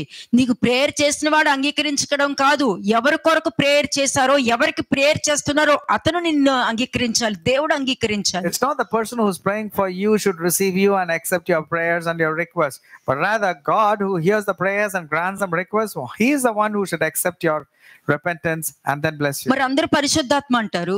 Everybody say the Holy Spirit. పరిశుద్ధాత్మ ప్రతి వారి తప్పును ఒప్పింప చేస్తారని అన్నప్పుడు మరి పరిశుద్ధాత్మ ఒక మనిషిలో లేదు అన్నది కన్ఫర్మ్ అయిపోతుంది కదా. నన్ను అంటారేంటి, ఎప్పుడు నన్నే అంటారు, వాళ్ళు అనలేదు, వీళ్ళు అనలేదు, నన్నే అంటారు అని అంటున్నావంటే పరిశుద్ధాత్మ ఉన్నారా? Ola. Holy Spirit, God will always convict a person of his sin and also make him confess. But if a person says they're always telling about me, they're targeting me, means I'm asking this question, is the Holy Spirit God there or not there? Because he's supposed to make you convict a person of his sin. Yes or అప్పుడు no? పరిశుద్ధాత్మ దేవుడు నీ లోపల ఉన్నారా లేదా? If that's the case, is the Holy Spirit God there in you or not? పరిశుద్ధాత్మ దేవుడు ఉంటే నీ తప్పును ఒప్పింప If చేస్తారు. the Holy Spirit God is there inside you, he will make you convict of your Bathsheba sins. విషయంలో తప్పు చేసి పాపం చేసి అపరాధం చేసిన తర్వాత కూడా వెంటనే దావీదు ఆ మనిషివి నువ్వే అని నాతాను చెప్పిన వెంటనే రిసీవ్ చేసుకున్నాడు. అంటే పరిశుద్ధాత్మ ఉంటేనే రిసీవ్ చేసుకున్నారు. When Nathan told David of his sin, David immediately accepted, the reason being because the Spirit of the Lord was there inside David, and that is the reason for his repentance and confession. అందుకే దావీదు అంటాడు, నీ పరిశుద్ధాత్మ నా నుండి తీసివేయొద్దు. The reason Psalmist sings from Psalm 51, do not take away your Holy Spirit from me. కదా. Next verse చూడండి. Verse 10. సమూయేలు దహన బలి అర్పించుచుండగా ఫిలిష్తీయులు యుద్ధము చేయుటకై ఇశ్రాయేలు మీదకు వచ్చిరి. అయితే యెహోవా ఆ దినమున ఫిలిష్తీయుల మీద మెండుగా ఉరుములు ఉరిమించి వారిని తారుమారు చేయగా వారు ఇశ్రాయేలు చేత ఓడిపోయిరి. ఇశ్రాయేలు మిస్పాలో నుండి బయలుదేరి బెత్కెరుకు వరకు ఫిలిష్తీయులను తరిమి హతము చేసిరి. అప్పుడు సమూయేలు ఒక రాయి తీసి మిస్పాకును షేనుకును మధ్య దాన్ని నిలిపి, ఇంతవరకు యెహోవా మనకు సహాయం చేసినని చెప్పి దానికి ఎబెనేజరు అని పేరు పెట్టెను. పాట పాడతాం కదా, ఎబినేజరే. We keep singing, isn't it? Ebenezere in Telugu. మరి ఎబినేజరే, నన్ను ఆదుకున్నావు. Ebenezer, you have taken of me, you have helped me. సమూయేలు మేకదూడను తీసుకొచ్చి బలి ఇచ్చిన తర్వాత, అర్పించిన తర్వాత ఆ రక్తము ద్వారా వారికి విడుదల దొరికింది. And Samuel gave an offering of a lamb, and when the blood was shed, they got deliverance. అంటే పాలు విడువని ఒక గొర్రె పిల్లను తెచ్చి, He took a suckling lamb. అందుకే పేతురు ఏమంటున్నాడు, What did Peter say? నువ్వు బంగారము వెండి చేత నువ్వు విమోచింపబడలేదు కానీ నిర్దోషమైన నిష్కలంకమైన గొర్రెపిల్ల రక్తము వంటి క్రీస్తు రక్తముచే నీవు విమోచింపబడితివి కదా అని అన్నారు. You're not redeemed by the precious things of gold and silver and precious stones, but you're redeemed by the incorruptible blood of Jesus Christ. మీరు అక్కడ కూడా అబ్జర్వ్ చేయండి. Observe it there. పితృ పారంపర్యమైన మీ వ్యర్థ ప్రవర్తనను విడిచిపెట్టినట్లుగా వెండి బంగారము వంటి క్షయ వస్తువుల చేత మీరు విమోచింపబడలేదు గాని నిర్దోషమైన నిష్కలంకమైన గొర్రెపిల్ల రక్తము వంటి క్రీస్తు రక్తముచే నీవు విమోచించబడితివి కదా అని వచ్చింది అక్కడ వాక్యం. 1 Peter 1:18. In 1 Peter 1:18 it says very clearly, knowing that you were not redeemed with corruptible things like silver or gold from your aimless conduct received by traditions from your fathers, but with the precious blood of Christ as a lamb without blemish and without spot. కదా, అంటే పండుగల నుండి నువ్వు విమోచించబడలేదు. That means you are not redeemed by your festivals or traditions and customs. కదా, ఆయన సిలువ వేసిన రోజు నీకు అనవసరం, నువ్వు వేయకుండా ఉన్నావా లేదా చూసుకోవడం main important. It's not about Good Friday, but more important is you see that you don't crucify Jesus. ఆయన లెగిసింది ఇంపార్టెంట్ కాదు, నువ్వు లెగిసావా లేదా అనేది ఆయనకి ఇంపార్టెంట్. నువ్వు లెగకుండా ఆయన లెగిస్తున్న దానికి ఇంపార్టెంట్ నువ్వు ఇస్తున్నావన్నా కూడా waste. It's not about Easter where you say Jesus was resurrected, but the more important thing is why you resurrected from your sinful life. That's the most important thing. కదా, మరి ఇక్కడ ఆ గొర్రె పిల్లని తీసుకొచ్చారంటే అది క్రీస్తుని మీకు చూపించారు. అదే కమ్యూనియన్ అంటే. When Samuel brought the suckling lamb, it means it's a representation of Jesus Christ. అంటే మీరు ఇక్కడ అబ్జర్వ్ చేయండి, సమూయేలు దహన బలి అర్పించుచుండగా now as Samuel was offering up the burnt offering, అంటే ఇక్కడ ఆఫరింగ్ ఇచ్చుతూ ఉన్నప్పుడు, ఆ బలి ఇస్తూ ఉన్నప్పుడు ఇశ్రాయేలు జనాంగం చుట్టూ లేరు. The Israelites were not there surrounding Samuel at the time. చుట్టూ లేరు. But they were not surrounding Samuel when the offering was taking place. ఇక్కడ వాళ్ళ యథార్థంగా పశ్చాత్తాప హృదయముతో సమూయేలుకి సమర్పించుకుని దేవుడికి సమర్పించుకున్నారు కాబట్టి వాళ్ళు ఎక్కడ ఉన్నారో అక్కడ విజయం పొందుకుంటున్నారు. And Samuel was in a different place and the Israelites were in a different place. But because of the genuine repentance, this thing could become positive. అంటే ఫిలిష్తీయులు యుద్ధము చేయుటకే ఇశ్రాయేలు మీదకి వచ్చిరి. అయితే యెహోవా నువ్వు తీసుకున్న కమ్యూనియన్ నీ పక్షంలో వెళ్ళి యుద్ధం చేస్తది. The Philistines drew near to the battle against Israel. So that means the communion that you are taking in a good way will stand for you and battle the enemies. మరి ఇశ్రాయేలు జనాంగం కూడా యుద్ధం చేయడానికే కదా వెళ్ళారు. Israelites also went to wage a war against కానీ నీ మధ్యలో ఉన్న ఆ దేవుడు, నీ మధ్యలో ఉన్న దేవుడు నీ పక్షంలో అక్కడ యుద్ధం చేస్తున్నారని నీకు కనిపించదు. But you will not be knowing or seeing that the Lord God is standing on your behalf to fight your enemies. Sudden గా ఉరుములు ఎక్కడి నుంచి వచ్చాయి? So where did the thunder all of a sudden roar? కదా, ఉరుములు ఉరిపించి వారిని తారుమారు చేయగా. అంతే. నువ్వు ఈ రోజు ఒక పని చేసి నేను సాధించాను, నేను జయం పొందుకున్నాను నువ్వు అనుకోవచ్చు, కానీ కాలు జారు సమయం అన్నది దేవుడు నిర్ణయిస్తారు. ఆ టైంలో ప్రతి దాన్ని కూడా తారుమారు చేయడం జరుగుతుంది. But the Lord thundered with a loud thunder upon the Philistines that day and so confused them that they were overcome before the Israel. So that means there is a time of slippery. At that particular moment your own confidence will derail you. తారుమారు చేయగా వారు ఇశ్రాయేలు చేత ఓడిపోయేరి. And so confused them that they were overcome before Israel. 14th verse చూడండి. 14వ వచనం. మరియు ఫిలిష్తీయులు ఇశ్రాయేలు యొద్ద నుండి పట్టుకొనిన పట్టణములు ఇశ్రాయేలుకు తిరిగి వచ్చెను. ఎక్రోను నుండి గాతు వరకున్న గ్రామములు వాటి పొలములను ఇశ్రాయేలు ఫిలిష్తీయుల చేతిలో నుండి విడిపించిరి. మరియు ఇశ్రాయేలుకును అమోరీయులకును సమాధానము కలిగెను. 13th verse. 13వ వచనం. ఈలాగున ఫిలిష్తీయులు అనపబడిన వారే ఇశ్రాయేలు సరిహద్దులోనికి తిరిగి రాక ఆగిపోయిరి. And the hand of the Lord was against the Philistines all the days of Samuel. సమూయేలు ఉండిన దినముల అన్నిటను. అందుకే ప్రవక్తలు చాలా important. That's the reason prophets are very important. చాలా ఇంపార్టెంట్ అది. Prophets are very important. ప్రవక్తకి ప్రవక్త యొక్క హృదయమే ఉండాలి. A prophet must have a prophet's heart. నీ హృదయం ఆపరేట్ అవ్వకూడదు. Your heart must not operate. నీ ఆలోచన ఆపరేట్ అవ్వకూడదు. Not your thoughts. అలాగైతే జర్మయాని ఎన్ని శ్రమలు పెట్టారో, ఎన్ని శ్రమలు అనుభవించాడో అతను. Jeremiah had to go through various struggles in his life. There were a lot కదా, of things మట్టి ఉన్న that పిట్లో పాడేశారు, నూతులు పాడేశారు. Jeremiah was thrown into the dungeon. కదా, అక్కడ దేవుని వదిలిపోయి వెళ్ళలేదు అతను. But he did not depart from the living God. నీ మాట పలుకుతున్నప్పుడు నాకు అవమానమే దొరికిందని దేవుడి దగ్గర బాధపడతాడు. And Jeremiah was telling, whenever I speak your word, people are having offense. కానీ ఇశ్రాయేలు జనాంగం పట్టుబడ్డారు, జెర్మయా మాత్రం విడుదల పొందుకుని బయటకు వచ్చాడు. But when the Babylon ceased, all the Israelites were captured except సమూయేలు ఉండిన దినములన్నిటిను యెహోవా హస్తము ఫిలిష్తీయులకు విరోధంగానే ఉంది అని ఉంది. And the hand of the Lord was against the Philistines all the days of Samuel. అంటే దానికి అర్థం తెలుసా? వాక్యము. That means they had the word of God. సమూయేలు జ్ఞానంతో నడిపిస్తాడు. Samuel was leading the people. వివేకంతో మాట్లాడతాడు. He was speaking with తప్పు understanding. ఉన్నప్పుడు డైరెక్ట్ గా రెబ్యూక్ చేస్తాడు. When there was mistakes or sins, he used to rebuke them directly. కాబట్టి rebuke చేసి వాళ్ళకి బుద్ధి చెప్పి మరలా ఈ తప్పు చేయకుండా జాగ్రత్త పడి వాళ్ళు దానికి ఒప్పుకుంటేనే వారికి విడుదల దయచేయడం జరిగింది. He not only used to rebuke, he ensured that people never repeated their mistakes again, and then blessings came into their lives. అంటే దేవునికి దూరంగా ఉంటావు. Now you will be far away from the Lord. కానీ దేవుని సహాయం మీద నువ్వు ఆధారపడవు. నీ సహాయం మీద, నీ ఆలోచన మీద నువ్వు ఆధారపడతావు. And neither you depend upon the Lord or trust the help that comes from God, because you ప్రతి want to depend on మనిషికి yourself. అప్పజేయాలి. నువ్వు రాసి పెట్టుకో. Write it down. This person will always face defeat in his ఎందుకంటే life. Isaiah ప్రవక్త చెప్తారు కదా 29:13th verse, మీ హృదయము ఎక్కడో ఉంది. మీరు నోటి మాటతో దేవుని స్తుతిస్తున్నారు, కానీ మీ హృదయం దూరంగా ఉంది.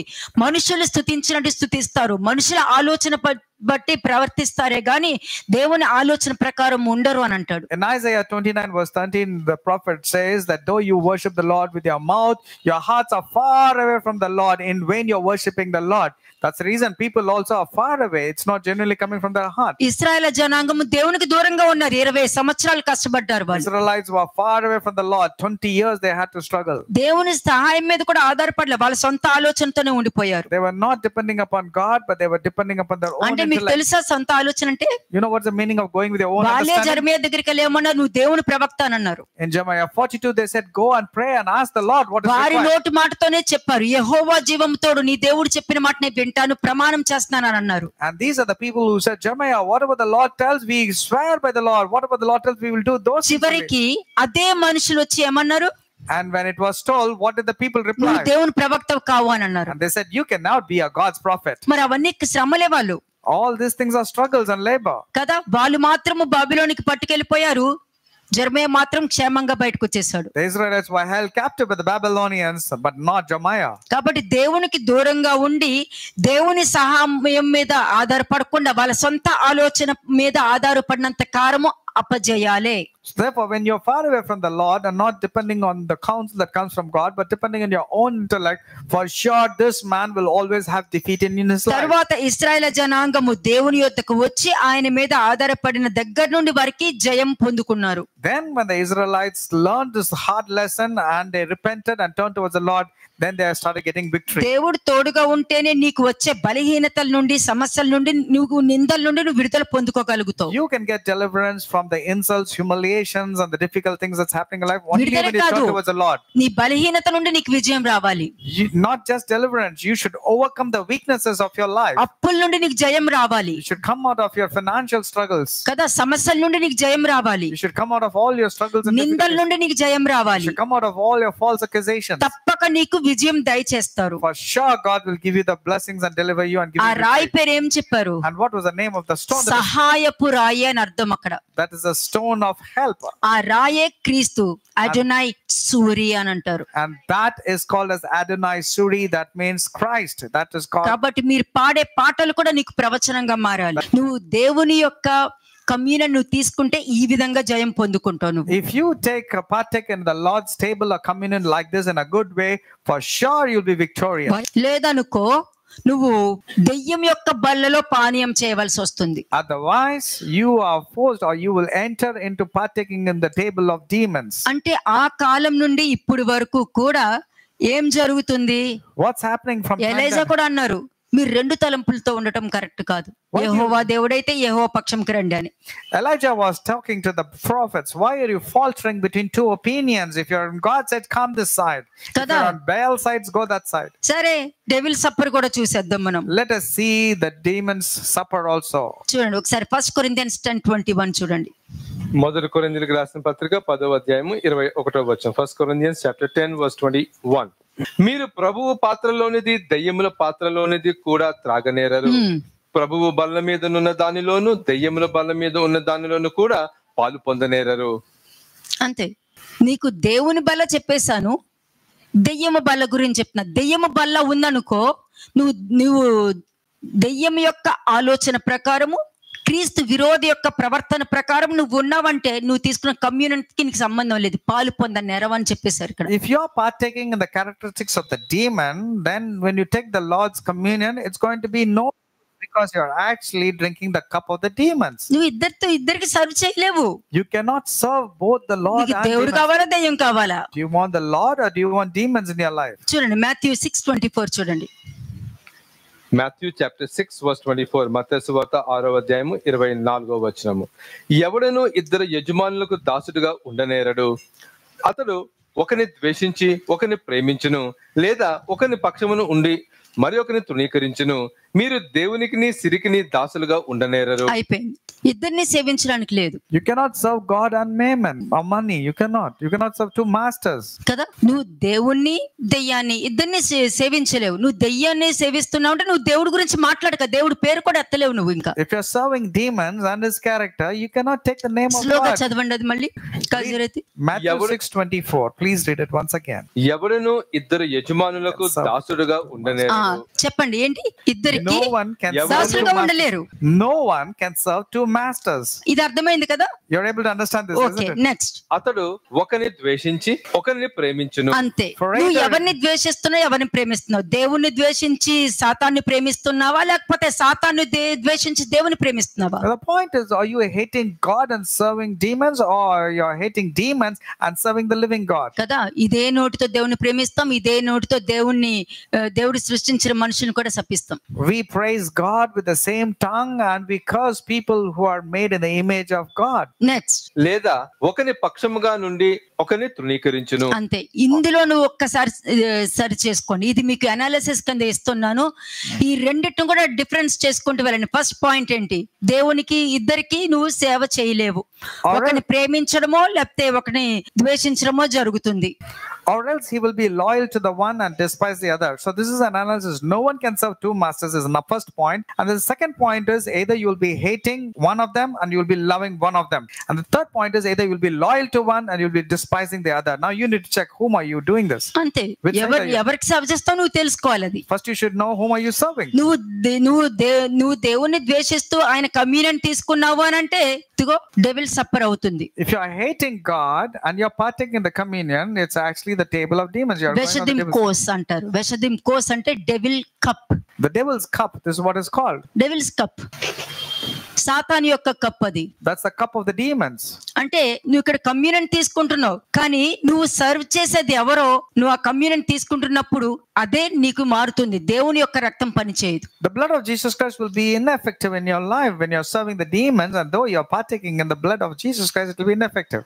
నీ లోపల ఎవరున్నారో ఎవరు గుర్తుపట్టగలుగు కమ్యూనియన్ తీసుకునేటప్పుడు ఆ వారం అంతా నీ ప్రవర్తన చెక్ చేసుకోవాలి. Before partaking in the communion, you need to check your character. Or after taking communion, also check your character. How your character has been, your ఇది words, your ఆచారం కింద వచ్చి వారం మనం నెలకొకసారి వచ్చి తీసుకుంటున్నాం. అది మీకు నాకైతే అది మీకు లైఫ్, ఇంకొక లైఫ్ అని చెప్తాను నేను. It's just not a tradition, but if you ask me, communion is your life. You need to check and analyze on whose side you are in. Communion ఒకసారి తీసుకుంటున్నప్పుడు నిజమైన పశ్చాత్తాపంతో తీసుకున్నావు అని అంటే అది నీకు నిజంగానే ధన్యతగా మారుతుంది. When you partake the communion in a very genuine manner and repenting, then it will be a blessing to be. దాని మీదే నిలబడి సెకండ్ మంత్ కూడా నువ్వు వచ్చి తీసుకుంటున్నావు అని అంటే నువ్వు ఆశీర్వదించబడతావు. You will indeed be blessed when you partake in the communion, and then also continue to be a blessed person by letting off the evil things. Third month కూడా వచ్చి అదే కన్సిస్టెన్సీ మెయింటైన్ చేసుకుంటూ నువ్వు కమ్యూనియన్ తీసుకుంటున్నావు అని అంటే నువ్వు దావీదు యొక్క వంశావళిలో నువ్వు నిలబడి ఉంటావు నువ్వు. And in the third month also, if you are abiding in the truth and partaking in the communion in a holy way, then you will definitely be blessed. అలాగా కరెక్ట్ గా 6 months అదే కన్సిస్టెన్సీ నువ్వు పాటించావనంటే నీ జీవితంలో తిరుగు లేదు, మొత్తం అప్పుల నుండి కూడా బయటకు వచ్చేస్తావు నువ్వు. And if 6 months, if you continue the same way in partaking in the holy communion and doing the right things, you will come out of all your financial communion struggles. తీసుకోవడం, పాపం చేయడం, కమ్యూనియన్ తీసుకోవడం, చెప్పుడు మాటలు వింటాం, communion తీసుకుంటాం, అబద్ధాలు చెప్పడం, కమ్యూనియన్ తీసుకుంటాం, అబద్ధ సాక్ష్యాలు చెప్పడం, కమ్యూనియన్ తీసుకోవడం. But the problem is, while you're taking communion, you are continuing to tell lies, living in falsehood, pretending, hypocrisy. All the same old character is prevailing, and you're partaking in the communion. Devil's cup అంటారు, అందుకునే మరి That's called as the devil's cup. అంటే క్రీస్తు విరోధి స్వభావము అని అర్థం. These are all the characteristics of the Antichrist. కాబట్టి సాతాను యొక్క స్వభావం ఏం చేస్తుంది? వాడి పని ఏంటి? తప్పులు చేయించడము, పాపము చేయించడం, అబద్ధాలు చెప్పించడము, నెగటివ్ థాట్స్ వేయడమే వాడి పని. The role of Satan is therefore to induce negative thoughts inside you and ensure that you do the things of the devil and have the characteristics of the devil, and you become obviously opposite to God. చూడండి, John 6:66 ఒకసారి చూడండి. John chapter 6 verse 66. యోహాను సువార్త 6వ అధ్యాయము 66వ వచనం. అప్పటి నుండి ఆయన శిష్యులలో అనేకులు వెనక్కి తీసి మరి ఎన్నడను ఆయనను వెంబడింపలేదు. అంటే కొంతమంది వెళ్ళిపోయారు. And many people went away, and these were the disciples. Next 67. కాబట్టి యేసు మీరు కూడా వెళ్ళిపోవాలని ఉన్నారా అని 12 మందిని అడుగగా సీమోను పేతురు, ప్రభువా ఎవరి యొద్దకు వెళ్ళదుము? నీవే నిత్య జీవపు మాటలు గలవాడవు. అదే, మీరు కూడా వెళ్ళిపోవాలనుకున్నారా? మీకు వెళ్ళిపోవాలంటే మీ ఇష్టం అని అంటున్నప్పుడు మీరేం పలకాలి? వాక్యం నాకు దొరుకుతుంది నాన్న, ఎక్కడికి వెళ్తాను అని పలుకోవాలి. కానీ చెప్పారు కదా వెళ్ళిపోదాం అంతే అని అనుకుంటున్నామంటే ఏ స్వభావం బయటకు వస్తుంది? That's true. Jesus was asking the disciples, ego hurt అయిందా మరి? Do you also want to go away? But Simon Peter answered, Lord, to whom shall we go? ఈ విధంగా నేను పాయింట్ అవుట్ చేసేటప్పుడు నీకు కనాను స్త్రీ గుర్తుకు రావాలి. Now this is how you also ought to say, where will I go? I get words of eternal life. You should, when you have been pointed out, you should remember the Canaanite woman when she was addressed as dog. Okay, next verse చూడండి. Verse 69. నీవే దేవుని పరిశుద్ధుడవని మేము విశ్వసించి ఎరిగియున్నామని ఆయనతో చెప్పెను. చెప్పాక అందుకు యేసు నేను మిమ్మును 12 ఏర్పరచుకొనలేదా? మీలో ఒకడు సాతాను అని వారితో చెప్పెను. అయిపోయింది. ఏమని చెప్పారు? మీలో 12 మంది నేను ఏర్పరచుకోలేదా? ఒకరు సాతాను. Did I not choose you, the 12, and one of you is the devil? ఎందుకు చెప్పారు? అంటే ఒకడు క్రీస్తు విరోధి. That means Judas had already become an antichrist. కదా, 7th verse చూడండి. అలాగే 7వ వచనం, verse 7. అందుకు ఫిలిప్పు వారిలో ప్రతి వాడును కొంచెము కొంచెము పుచ్చుకొనట్టుగా అయినను 200 దేనారములు రొట్టెలు చాలవని ఆయనతో చెప్పెను. ఆయన శిష్యులలో ఒకడు అనగా సీమోను పేతురు సహోదరైన ఆంద్రేయ, ఇక్కడ ఉన్న ఒక చిన్న వాని యొద్ద 5 యవలు రొట్టెలు 2 చిన్న చేపలు ఉన్నవి గాని ఇంత మందికి ఇవి ఏ మాత్రమని ఆయనతో అనగా యేసు జనులకు కూర్చుండబెట్టడని చెప్పెను. ఆ చోట చాలా పచ్చిక ఉండెను గనుక లెక్కకు ఇంచుమించు 5,000 మంది పురుషులు కూర్చుండిరి. యేసు ఆ రొట్టెలు పట్టుకొని కృతజ్ఞాస్తుతులు చెల్లించి కూర్చున్న వారికి వడ్డించెను. అలాగున చేపలు కూడా వారికి ఇష్టమైనంత మట్టుకు వడ్డించెను. అంటే ఇక్కడ ఏంటంటే ఫిలిప్ అక్కడికి వెళ్ళి ఎంతమంది వచ్చారు, ఎక్కడ పెడతాము, అంత డబ్బులు కూడా లేవు కదా నా దగ్గర. Philip was using his calculations and related to money, budgets and all. How am I going to provide food to so many అంటే అక్కడ people? ఏం కనబడుతుంది? What can you see there? క్రీస్తు గొప్ప కార్యాలు చేయగలుగుతారు అనే దానికన్నా లెక్కలు కౌంట్ చేసుకోవడం జరుగుతుంది. Philip totally forgot about the great miracles and exploit that Jesus can do. Instead he was focusing about the money and the budgets. అక్కడ క్రీస్తు కూడా ఫిలిప్పుని టెస్ట్ చేశారు. God was actually testing Philip too. అవునా ఇట్లాగా, అవునా ఎలాగా? And And he was asking Philip, how are you going to handle this? కాబట్టి చూడు, ఎక్కడైనా ఎవరి దగ్గరైనా రొట్టె గాని చేప గాని ఉందేమో చూడు And the Lord said, see if there is anybody who's having a bread or something. అని చెప్పినప్పుడు డౌట్ పడకుండా వెళ్ళి ఎత్తుకాడు. But at that time, Simon Peter's brother Andrew, without any doubt, said yes. అలాగే 71 కి వెళ్ళండి ఇప్పుడు. Verse 71. సీమోన్ ఇస్కరియోతు కుమారుడైన యూదా 12 మందిలో ఒకడై ఉండి ఆయన అప్పగింపబోచుండెను గనుక వాని గూర్చి ఆయన ఈ మాట చెప్పెను. అంతే. వాక్యం ఇక్కడ వింటారండి. You hear the word here. అందరూ వింటారు. Everybody hears the word. అందరికీ తెలుసు. Everybody knows. కానీ దేవుడికి ప్రతిదీ కూడా ఆయన కనిపెడుతూనే ఉంటారు. But God will examine and test every person's heart. కానీ దేవుడు కాపాడుకోవాలని చూస్తారే గాని పంపించేయాలని ఎప్పుడు చూడరు. God always wants to save. He doesn't want anybody to leave. ఎందుకంటే నీ క్రియలను బట్టి, నీ మాటలను బట్టి, నీ ప్రవర్తనను బట్టే చెప్పవచ్చు. By your behavior, your actions, your deeds and your thoughts, it can be told of you. కదా, అందుకే కమ్యూనియన్ డే నువ్వు ఏ విధంగా తీసుకుంటున్నావు, దాని తర్వాత నీ ప్రవర్తన ఏంటి, నీ ఆలోచన ఏంటి, దాన్ని బట్టి నువ్వు తీసుకున్న కమ్యూనియన్ లో దేవుడు ఉన్నాడా, దెయ్యం ఉందా అనేది నీకు నువ్వే గుర్తించవచ్చు. ఇప్పుడు నేను ఈజీగా చెప్తున్నాను మీకు. From now onwards, you can easily recognize whether you're partaking in the Lord's table or the table of the demons, or you're partaking in the Lord's cup or the cup of the demons. అలాగే John 13:27. John chapter 13 verse 27. యోహాను సువార్త 13వ అధ్యాయము 27వ వచనము. వాడు ఆ ముక్క పుచ్చుకొనగానే సాతాను వానిలో ప్రవేశించెను. యేసు నీవు చేయుచున్నది త్వరగా చేయమని వానితో చెప్పగా. ఆ ముక్క మరి కమ్యూనియన్ అది. And that bread was actually communion. Communion 12 మందికి ఇచ్చేటప్పుడు వాళ్ళకి కూడా ఇచ్చారు. The Lord was giving communion to the disciples. మరి ముక్క పుచ్చుకున్న వెంటనే ఎవరు ఎంటర్ అయ్యారు? So the moment the piece of bread was eaten, who entered? ఇచ్చింది ఎవరు? Who gave the bread? ఎవరిచ్చారు? Who gave? ఎవరిచ్చారు? Who gave the bread? యేసుక్రీస్తు ఇచ్చారు. It was the communion was given by the మరి Lord. తిన్నప్పుడు మరి దేవుడు రావాలి కదా. But when he is partaking in the communion, God should enter, isn't దెయ్యం it? ఎందుకు వచ్చింది? Why did Satan enter? నీ హృదయ ఆలోచన బట్టి దేవుడు రావాలా, దెయ్యం రావాలా అన్నది డిసిషన్ తీసుకోవాల్సి వస్తుంది. You have to decide when you're partaking in the communion whether God is going to enter into your life, his word, or the devil and his character is going to enter into your life. రెండో వచనం చూడండి. Verse 2. వారు భోజనము చేయుచుండగా ఆయనను అప్పగింపవలనని సీమోను కుమారుడగు ఇస్కరియోతు యూదా హృదయములో అపవాది ఇంతకు ముందు ఆలోచన పుట్టించి ఉండెను. అంతే. అంటే నువ్వు ఎంత వాక్యం వింటున్నా, ఎంత నేర్చుకోవాలనుకుంటున్నా, కానీ నీ బలహీనతల వలన నువ్వు ప్రతిదీ కూడా నీ ప్రవర్తన వలన ఏమవుతుంది? అపవాది వేసేసి ఉంచుతాడు. Because of your weaknesses, because of your shortcomings, the devil has already started sowing wrong seeds into your mind. హృదయములో అపవాది ఇంతకు ముందు ఆలోచన పుట్టించెను. That means the devil was sowing seeds in the ఈ mind రోజు of నేను చెప్పేశాను, నీలో వచ్చిన ఆలోచన పుట్టించింది ఎవరనేది చెప్పేశాను. దాన్ని నువ్వు బయటికి గంటాలి. Now I told you who has sown the wrong things into your heart and mind. Now it is your responsibility to cast them అది out. నువ్వు తెచ్చుకుంది కాదు. It is not invited by you. క్రీస్తు విరోధి ఇచ్చింది. That has come from the devil. వాడు ఎంత మందిలోకైనా కూడా వెత్తొచ్చు. He can instill those evil thoughts into anybody. మరి ఎలాగ పుట్టించడం జరిగింది? But how did that evil thought enter? హృదయములో అపవాది ఇంతకు ముందే ఆలోచన పుట్టించి ఉండెను కనుక అని ఇక్కడ వాక్యం చెప్తుంది. 27వ వచనం చూడండి. Verse 27. వాడు ఆ ముక్క పుచ్చుకొనగానే సాతాను వానిలో ప్రవేశించెను. యేసు నీవు చేయుచున్న త్వరగా చేయమని వానితో చెప్పగా. అంత అయిపోయింది. నువ్వేం చేయాలనుకున్నావు త్వరలో చెయ్యి. And Jesus said to him, what you do ఒక ఆలోచన నీకు వచ్చిందంటే నువ్వు దేవుణ్ణి నమ్మవు. నేను చెప్పేస్తున్నాను. నేను when a wrong thought comes to you, you will not tend to believe in God and his word. I'm telling you this. అపవాదికి కావాల్సింది ఏంటంటే వాడు వేసిన విత్తనానికి మొలక వచ్చిందా లేదా అని చూసుకుంటాడు. All the devil sees is whether that evil thought that he has sown into your heart, is it flourishing, nourishing or not. కానీ ఇక్కడ వాక్యం ఏం చేస్తది? But what is the word? నీలో ఉన్న ఆ విత్తనాన్ని ఆరబెట్టి దాన్ని ఎండి చేసి దాన్ని పిండి చేయడానికి చూస్తది.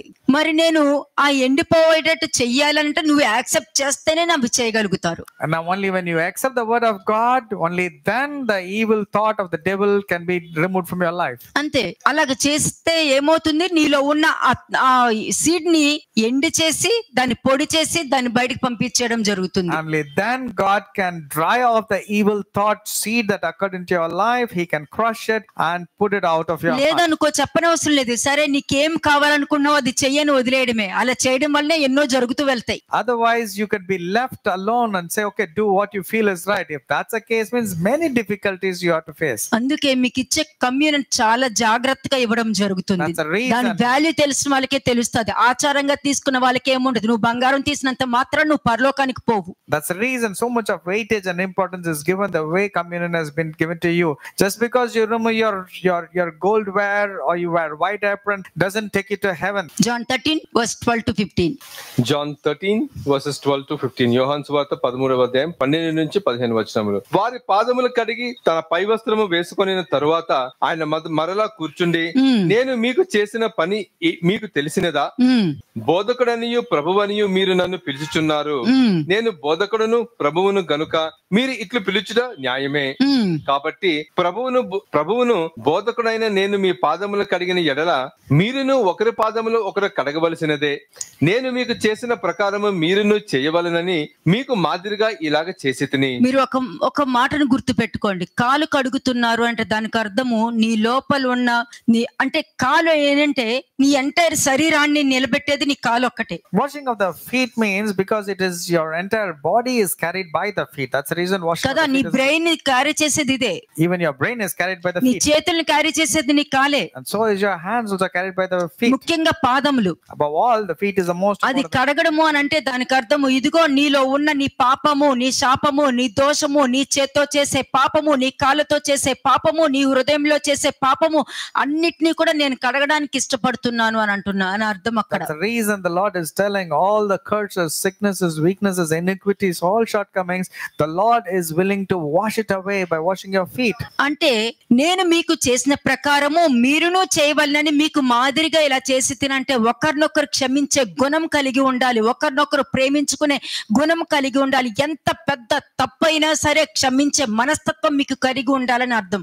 ఇది లేదనుకోండి క్రీస్తు రక్తము దేనికి ఉపయోగం చేయదు. అది నీకు మంచి నీళ్ళతో సమానము. Amen. So as the Lord was washing the feet of the disciples, the Lord said, you also ought to wash one another's feet. That means every person ought to forgive one another, encourage that person and bring them together. So if you don't forgive, that means this will not work in your life. కదా. 10th verse చూడండి. Verse 10. యేసు అతన్ని చూచి, స్నానము చేసిన వాడు పాదములు తప్ప మరి ఏమీ కడుగుకొనక అక్కరలేదు. అతడు కేవలము పవిత్రుడాయను. మీరును పవిత్రులు, కానీ మీలో అందరూ పవిత్రులు కారనెను. అంటే పాదములు తప్ప మరేమీ కడుగుకొననక్కరలేదు. అతడు కేవలము పవిత్రుడాయను.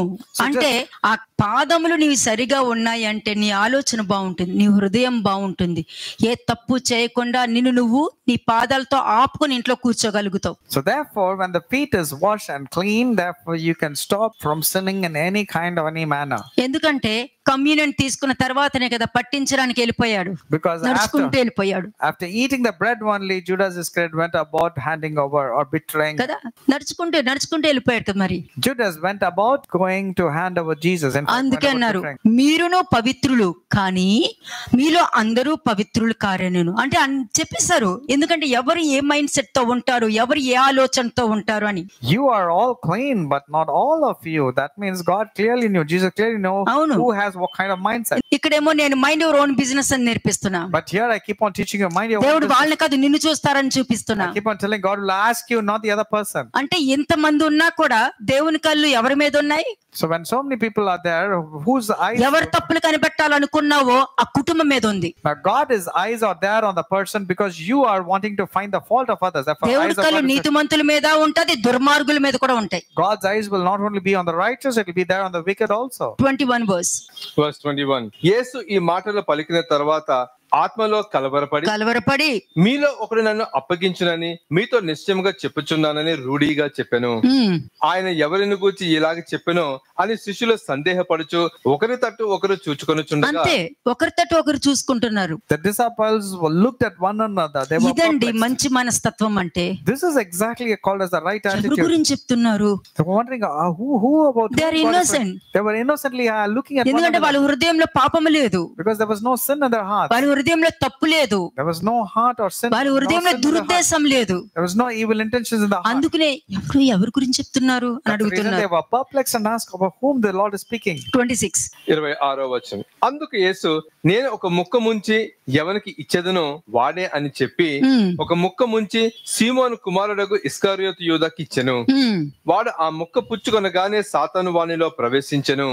యేసు, నీవు చేయుచున్నది త్వరగా చేయమని వానితో చెప్పగా ఆయన ఎందు నిమిత్తము అతనితో అలాగ చెప్పునో అది భోజనముకు కూర్చుండే వారిలో ఎవనికి తెలియలేదు. అక్కడ కూడా చూడండి, దే ఆర్ ఇన్నోసెంట్ పీపుల్ అండి. అందుకనే మీరు చిన్న బిడ్డల వంటి వారు అయితేనే గాని దేవుని రాజ్యంలోనికి అడుగు పెట్టలేరు అని. These people were so innocent. That's the reason the Lord was listening. Unless you're converted like a little child, you cannot enter వాళ్ళు the kingdom ఎవరి of God. గురించి అంటున్నారు అని ఆలోచిస్తుంటారు. కానీ బాగా తెలివి ఉన్న ఇస్కరియోతు ఉదయం అనుకుంటారు వాళ్ళు ఇన్నోసెంట్ గా చూపించుకుంటున్నారు అని అనుకుంటాడు. And these people were innocently looking at one another about whom the Lord was telling. But what was Judas thinking? Look at these people innocently. They're behaving. They as if they're acting. వాళ్ళకి అన్ని తెలుసు, తెలియనట్టు నటిస్తున్నారు They know everything, but they're acting as if they do not know. That's what కదా, అలా present చేసుకుంటున్నారు. That's how they're presenting. Judas was thinking. వాళ్ళకి అనిపిస్తుంది అట్లాగా. That's how the other person was thinking. 29వ వచనం చూడండి. Verse 29. డబ్బు సంచి యూదా యొద్ద ఉండెను గనుక పండుగకు తమకు కావలసిన వాటిని కొనమని అయినను బీదలకేమైనా ఇమ్మని అయినను యేసు వానితో చెప్పినట్టు కొందరు అనుకొనిరి. అంతే, కొందరు అనుకున్నారు, ఓహో దేని గురించి చెప్పారేమో, దేని గురించి మాట్లాడారు, పాపం ఏం ప్రెషర్ లో ఉన్నారు, పాపం ఎందుకు ఈ విధంగా మాట్లాడున్నారు, అసలు ఏమై ఉందో. అంటే వాక్యం ఉన్న మనిషి ఆలోచించే విధానము, వాక్యం లేని మనిషి ఆలోచించే విధానం చాలా డిఫరెన్స్ ఉంటుందండి. The disciples were not thinking about Judas' betrayal. They thought about, because Judas had the money box, he had to spend some money. They were thinking about that aspect. So those who have the చాలా word మంది of God, కూడా innocent గానే ఆలోచిస్తారు. నేను చెప్తున్నాను అది. those who have the word of God will think innocently. They will not blame others. But వాళ్ళ those who గురించి are, చెప్పారా, వీళ్ళ గురించి చెప్పారా అని అనుకోరు. but the others will start thinking, oh, did they say about them? Did they talk అంటే about them? ఇది జీవ గ్రంథంలో ఉన్న ఒక పుస్తకము కాదు, ఒక మాథ్యూ లూక్ మనం లూక్ జాన్ తీసి చదువుతున్నది కాదు, అది ప్రతి వారి లైఫ్ లో జరుగుతున్నదే. It is just not a scripture to be quoted about Matthew or Mark or Luke or John, but this is what is happening in everybody's life. కదా, వాక్యం ఒక మనిషిలో పనిచేస్తుందంటే ఆ మనిషి ఆలోచించే విధానం మారిపోతుందండి. When the word of God is working in a person's life, his thinking process will totally change. కదా, చూడండి John 13:30 ఒకసారి చూడండి. John 13:30. వాడు ఆ ముక్క పుచ్చుకొని వెంటనే బయటకు వెళ్ళెను. అప్పుడు రాత్రి వేళ. అంతే, వెంటనే బయటికి వెళ్ళిపోయాడు. ముక్క పుచ్చుకుని వెంటనే బయటికి వెళ్ళిపోయాడు. Having the piece of bread, he immediately went out.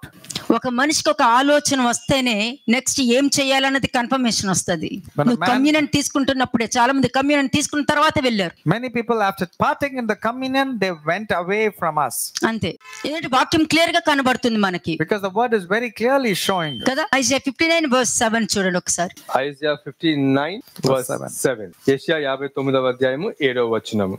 వారు కాళ్ళు పాపము చేయు పరిగెత్తుచున్నవి, నిరపరాధులను చంపుటకు అవి త్వరపడును. ఇప్పుడు అర్థమైందా, కాళ్ళు చేతులు దేనికి అన్నది ఇప్పుడు ఇందులో క్లియర్ గా.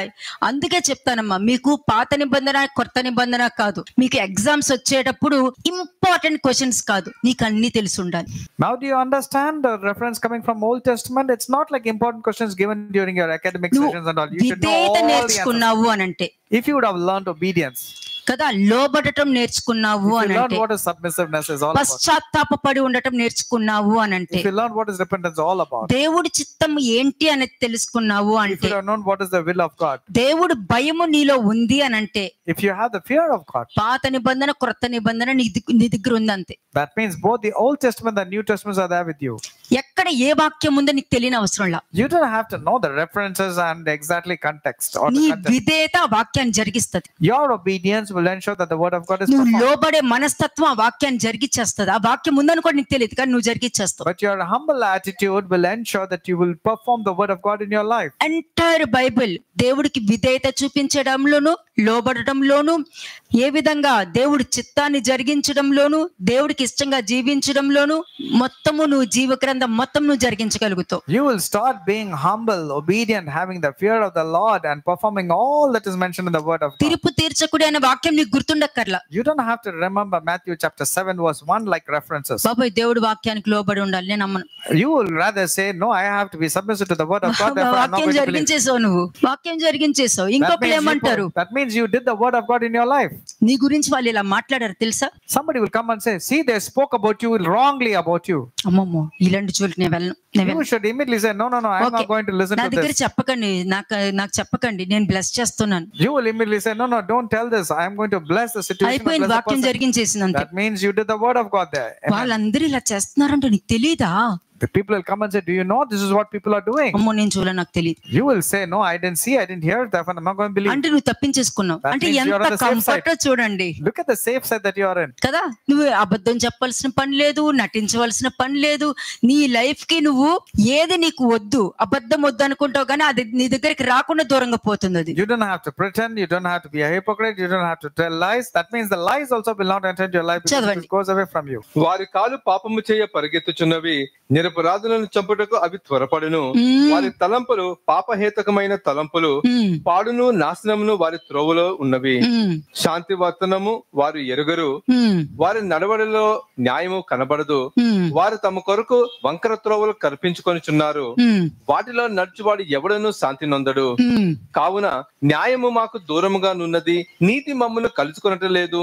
వెలుగు కొరకు మేము కనిపెట్టుచున్నాము కానీ అంటే చీకటి. నువ్వు శాంతి కావాలి, సమాధానం కావాలి అన్న మనస్తత్వం నీ లేదనుకో, When you don't want to pursue that which is peace and that is reconciliation, కదా, నీకు సమాధానమే ఉండదు. you will not have peace, obviously. నువ్వు ఏది కోరుకోవో అది నీకు ఉండదు. Whatever you desire, you will not get it. సమాధాన పడదాం అన్నది నువ్వు కోరుకో, అందుకు నీకు దొరకదు. You don't want to reconcile, therefore you will not get reconciliation. సంతోషంగా ఉందాం, అందరితోనూ సంతోషంగా ఉందాం అని నీకు ఉండదు కదా, కాబట్టి నీకు సంతోషం You దొరకదు. don't want to have joy and peace with everybody, therefore you will not get joy and peace. ఎందుకంటే వారి కాళ్ళు పాపము చేయ పరిగెత్తుచున్నవి, నిరపరాధులను చంపుటకు అవి త్వరపడుచు, వారి తలంపులు పాపహేతుకమైన తలంపులు, పాడును నాశనమును వారి త్రోవలలో ఉన్నవి అని ఉంది అక్కడ. And the way of peace they have not known, that there is no justice in their ways. They have made themselves crooked paths. Whoever takes that way shall not know the way of peace. మీకు anaesthesia తెలుసు కదా. You know the importance or the role of anesthesia? అంటే local anaesthesia ఇచ్చారంటే ఏ part కి ఇస్తారో ఆ part లో మీకు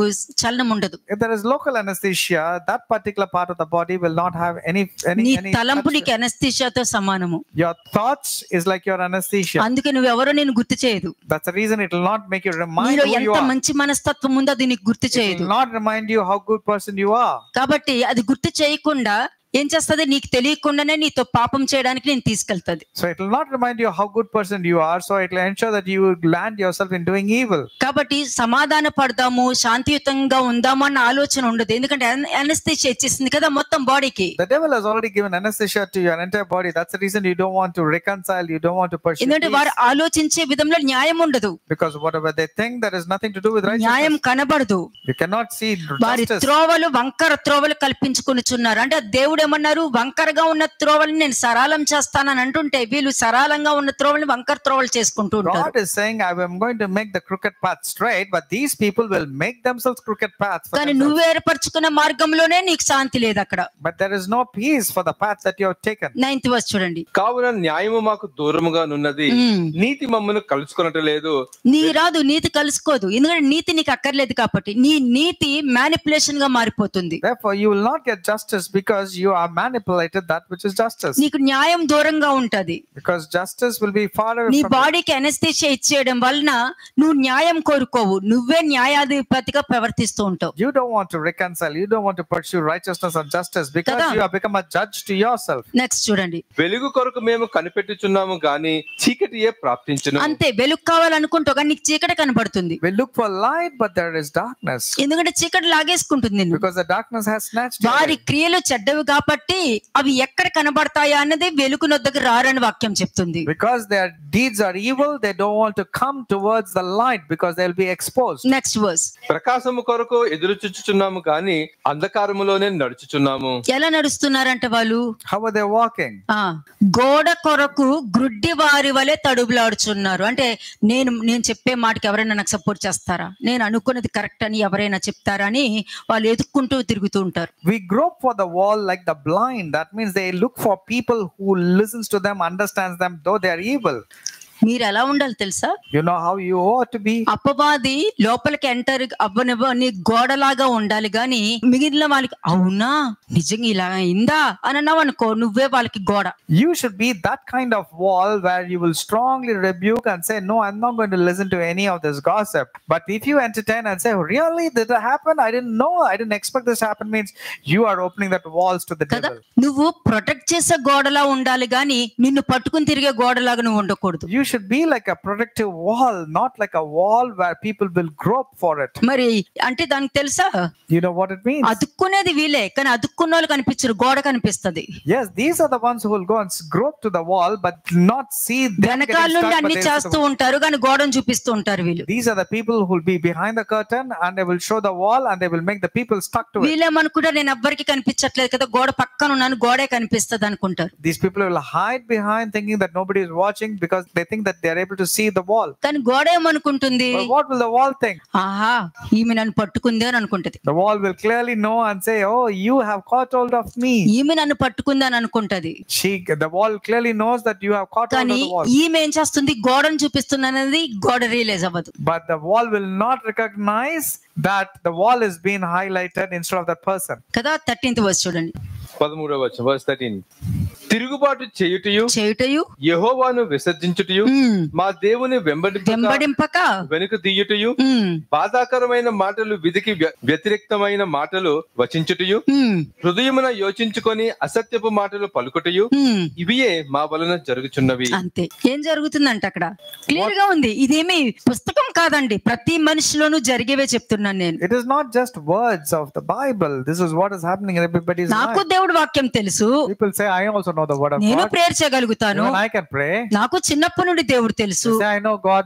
నేను ప్రేయర్ చేశానంటే నాకు దేవుడు అన్ని చూపించేస్తారు. When I pray, God will show everything, they say. మరి ఇన్ని సంవత్సరాలు ఎందుకు చూపించలేదు నీకు? Why is it God did not show you all these years? కదా సడన్ గా దేవుడు చూపించడానికి ఇన్ని సంవత్సరాలు ఎందుకు చూపించలేదు? Why did God stop revealing things to you? అంటే నువ్వు ఏం చేస్తున్నావు? నువ్వు What are you doing? దేవుడి మీద తిరుగుబాటు చేయడము, దేవుని వదిలిపెట్టేయడము. That means you are retaliating against God and departing from the living God. ఎవరైనా సరే దేవుడు నాతో మాట్లాడుతున్నారు అని చెప్పుకుంటున్నారంటే ఈ వాక్యమే వాళ్ళకి పనిచేస్తది. If somebody says falsely that God is speaking to me also, అపోస్తలుడు పౌలు దేవుడు నా పక్కన ఉండి నన్ను బలపరచనని చెప్పాడు. అది వింటాను నేను. Apostle Paul says, yes, the Lord stood by me and strengthened me. I will believe in that because his life was like that. దేవుడు వచ్చి మోషేతో నేను ముఖాముఖిగా నేను మాట్లాడాను అని చెప్తే అది వింటాను నేను. I will believe when God told about Moses, telling that not as a man coming in dreams, but I speak to Moses. కానీ మిరియాము లాగా దేవుడు మాతో పలకించలేదా అని అంటే నేను నమ్మను. But like people like Miriam who come and tell God speaks to us, means I'm not going to believe. నాతో మాట్లాడలేదా,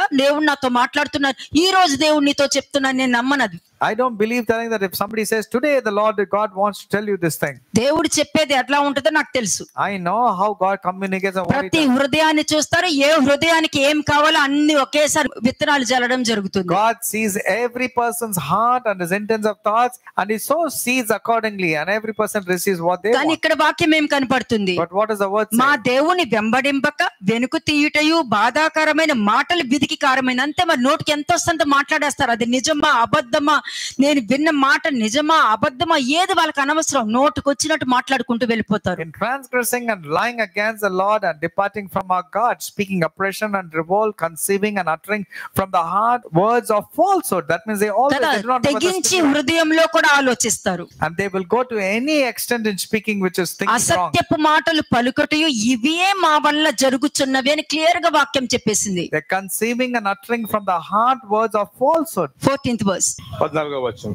న్యాయమునకు ఆటంకము కలుగుచున్నది, నీతి దూరమున నిలుచుచున్నది, సత్యము సంత వీధిలో పడి ఉన్నది, ధర్మము లోపల ప్రవేశింపనేరదు. అవును, ప్రవేశించదు. న్యాయము వాళ్ళకి ప్రవేశించదు. ఎందుకంటే ఆ మొక్క ముట్టుకున్న వెంటనే క్రీస్తు విరోధి ఎంటర్ అవుతాడు కాబట్టి న్యాయం వాళ్ళతో సంబంధం లేదు. వాళ్ళు పలికిందే న్యాయం, వాళ్ళు చేసిందే న్యాయం, వాళ్ళు ప్రవర్తించే విధానం న్యాయం, ఎదుటి వాళ్ళకి డబ్బులు ఇచ్చి పాపం చేయించేది న్యాయం. అదే వాళ్ళకి న్యాయం. దైవ న్యాయంతో వాళ్ళకి సంబంధం లేదు. And since devil has already entered into the lives of the people, they cannot know what is justice or righteousness. In fact, for them, their righteousness will operate giving bribes, flattering people, enticing people, provoking people. This is what they do. Romans 3 verse 15 and 14. Romans chapter 3 verses 15 and 14. రోమీయులకు రాసిన పత్రిక 3వ అధ్యాయము 15వ వచనము 14వ వచనం. రక్తము చిందించుటకు వారి పాదములు పరిగెత్తుచున్నవి. verse 14. వారి నోటి నిండా శపించుటయు పగయు ఉన్నవి. 14 మరలా చదవండి. 14వ వచనం. వారి నోటి నిండా శపించుటయు పగయు ఉన్నవి. పగ, నువ్వు శపించక్కర్లే, నీ లోపల పగ ఉంటే చాలు. Whose mouth is full of cursing and bitterness. You don't have to curse if you have a vengeful attitude, bitterness, all this. అంతే. కానీ నీకున్న శాపము, నువ్వు పెట్టుకునే పగ మాత్రము ఎదుటి వారిలో న్యాయం ఉందంటే నువ్వు వాళ్ళని ఏం చేయలేవు. అది నీ మీదకే వస్తది. But if your cursing words and if your bitterness is false and the other person is right, it will not go to them, it will come upon you. కదా. Luke 22 verse 28. Luke 22:28. లూకాసు వార్త 22వ అధ్యాయము 28వ వచనము. నా శోధనలో నాతో కూడా నిలిచి ఉన్నవారు మీరే, కనుక నా తండ్రి నాకు రాజ్యమును నియమించినట్టుగా నా రాజ్యములో నా బల్ల యొద్ద అన్నపానములు పుచ్చుకొని సింహాసనముల మీద కూర్చుండి ఇశ్రాయేలు 12 గోత్రముల వారికి మీరు తీర్పు తీర్చుటకై నేనును మీకు రాజ్యమును నియమించుచున్నాను. ఇది నేను ఈ రోజు మీకు ఇవ్వబోయే ఆశీర్వాదం. ఇది 2025 నుండి మీ జనరేషన్స్ కూడా నేను రిలీజ్ చేస్తున్నాను. నేను This is the blessings and passing on to all the generations. ఇది తప్పక మీ జీవితంలో జరుగుతుంది. But you are those who have continued with me in my trials, and I bestow upon you a kingdom, just as my father bestowed one upon me. ఎందుకంటే మీ శోధనలో నిలబడలేదు, దేవుడి శోధనలో కూడా నువ్వు నిలబడ్డావు. Thank you so much. You didn't stand in your testing times alone, but you stood with God during his testing times and during the time of trials also. Therefore the blessings is coming upon you. Proverbs 4:14 చూద్దాం. Proverbs chapter 4 verse 14. సామెతలు 4వ అధ్యాయము 14వ వచనం. భక్తిహీనుల త్రోవను చేరకము, దుష్టుల మార్గమున నడవకము. Next. దాని యందు ప్రవేశింపక తప్పించుకొని తిరుగుము, దాని నుండి తొలగి సాగిపోము. అట్టివారు కీడు చేయనది నిద్రింపరు, ఎదురు వారిని పడద్రోయినది వారికి నిద్ర రాదు. కీడు చేత దొరికిన దానిని వారు భుజింతురు, బలాత్కారము చేత దొరికిన ద్రాక్షారసమును త్రాగుదురు. పట్టపగల వరకు వేకువ వెలుగు తేజరిల్లునట్లు నీతిమంతుల మార్గము అంతకంతకు తేజరిల్లును. భక్తిహీనుల మార్గము గాఢాంధకారమాయము, తాము దేని మీద పడునది వారికి తెలియదు. అంతే, దేని మీద పడుతున్నారో కూడా వాళ్ళకి తెలియదు. They do not know where they are falling. రాయొచ్చి వాళ్ళ మీద పడుతుందో, వాళ్ళెళ్ళి రాయి మీద పడుతున్నారో కూడా తెలియదు. Whether they're going to go and fall on the stone or the stone is going to come and fall upon them and crush, they do not know. ఎందుకంటే బండతో మాట్లాడడం తెలియదు, బండతో కొట్టడం తెలుసు కాబట్టి. Because they do not know how to speak to the rock, but they know how to strike the rock. ఎందుకంటే మోషేతో బండతో మాట్లాడు అన్నారు, కొట్టమని చెప్పలా. The Lord instructed Moses to speak to the rock, not to strike it. కాబట్టి ఏమన్నారు, నా పరిశుద్ధతని నువ్వు నమ్ముకోలేదు అని అన్నారు. And immediately God told to Moses, you do not believe in my hallowedness. అలాగని మోషే తప్పని నేను చెప్పను. But that doesn't mean Moses has caused a blunder. దేవుడికి కావాల్సింది పక్షపాతి కాడు కాబట్టి ఆయన ఏం చెప్తున్నారో అది అక్కడ ఉందా లేదా అన్నది మాత్రమే లెక్క చూసుకుంటారు. God is not partial. All that matters to God is whether you followed his instructions or not. 19th verse చదవండి. Verse 19. భక్తిహీనుల మార్గము గాఢాంధకారమాయము, తాము దేని మీద పడినది వారికి తెలియదు. అంతే. Job 24 verse 13. Job 24 verse 13. యోబు 24వ అధ్యాయము 13వ వచనము.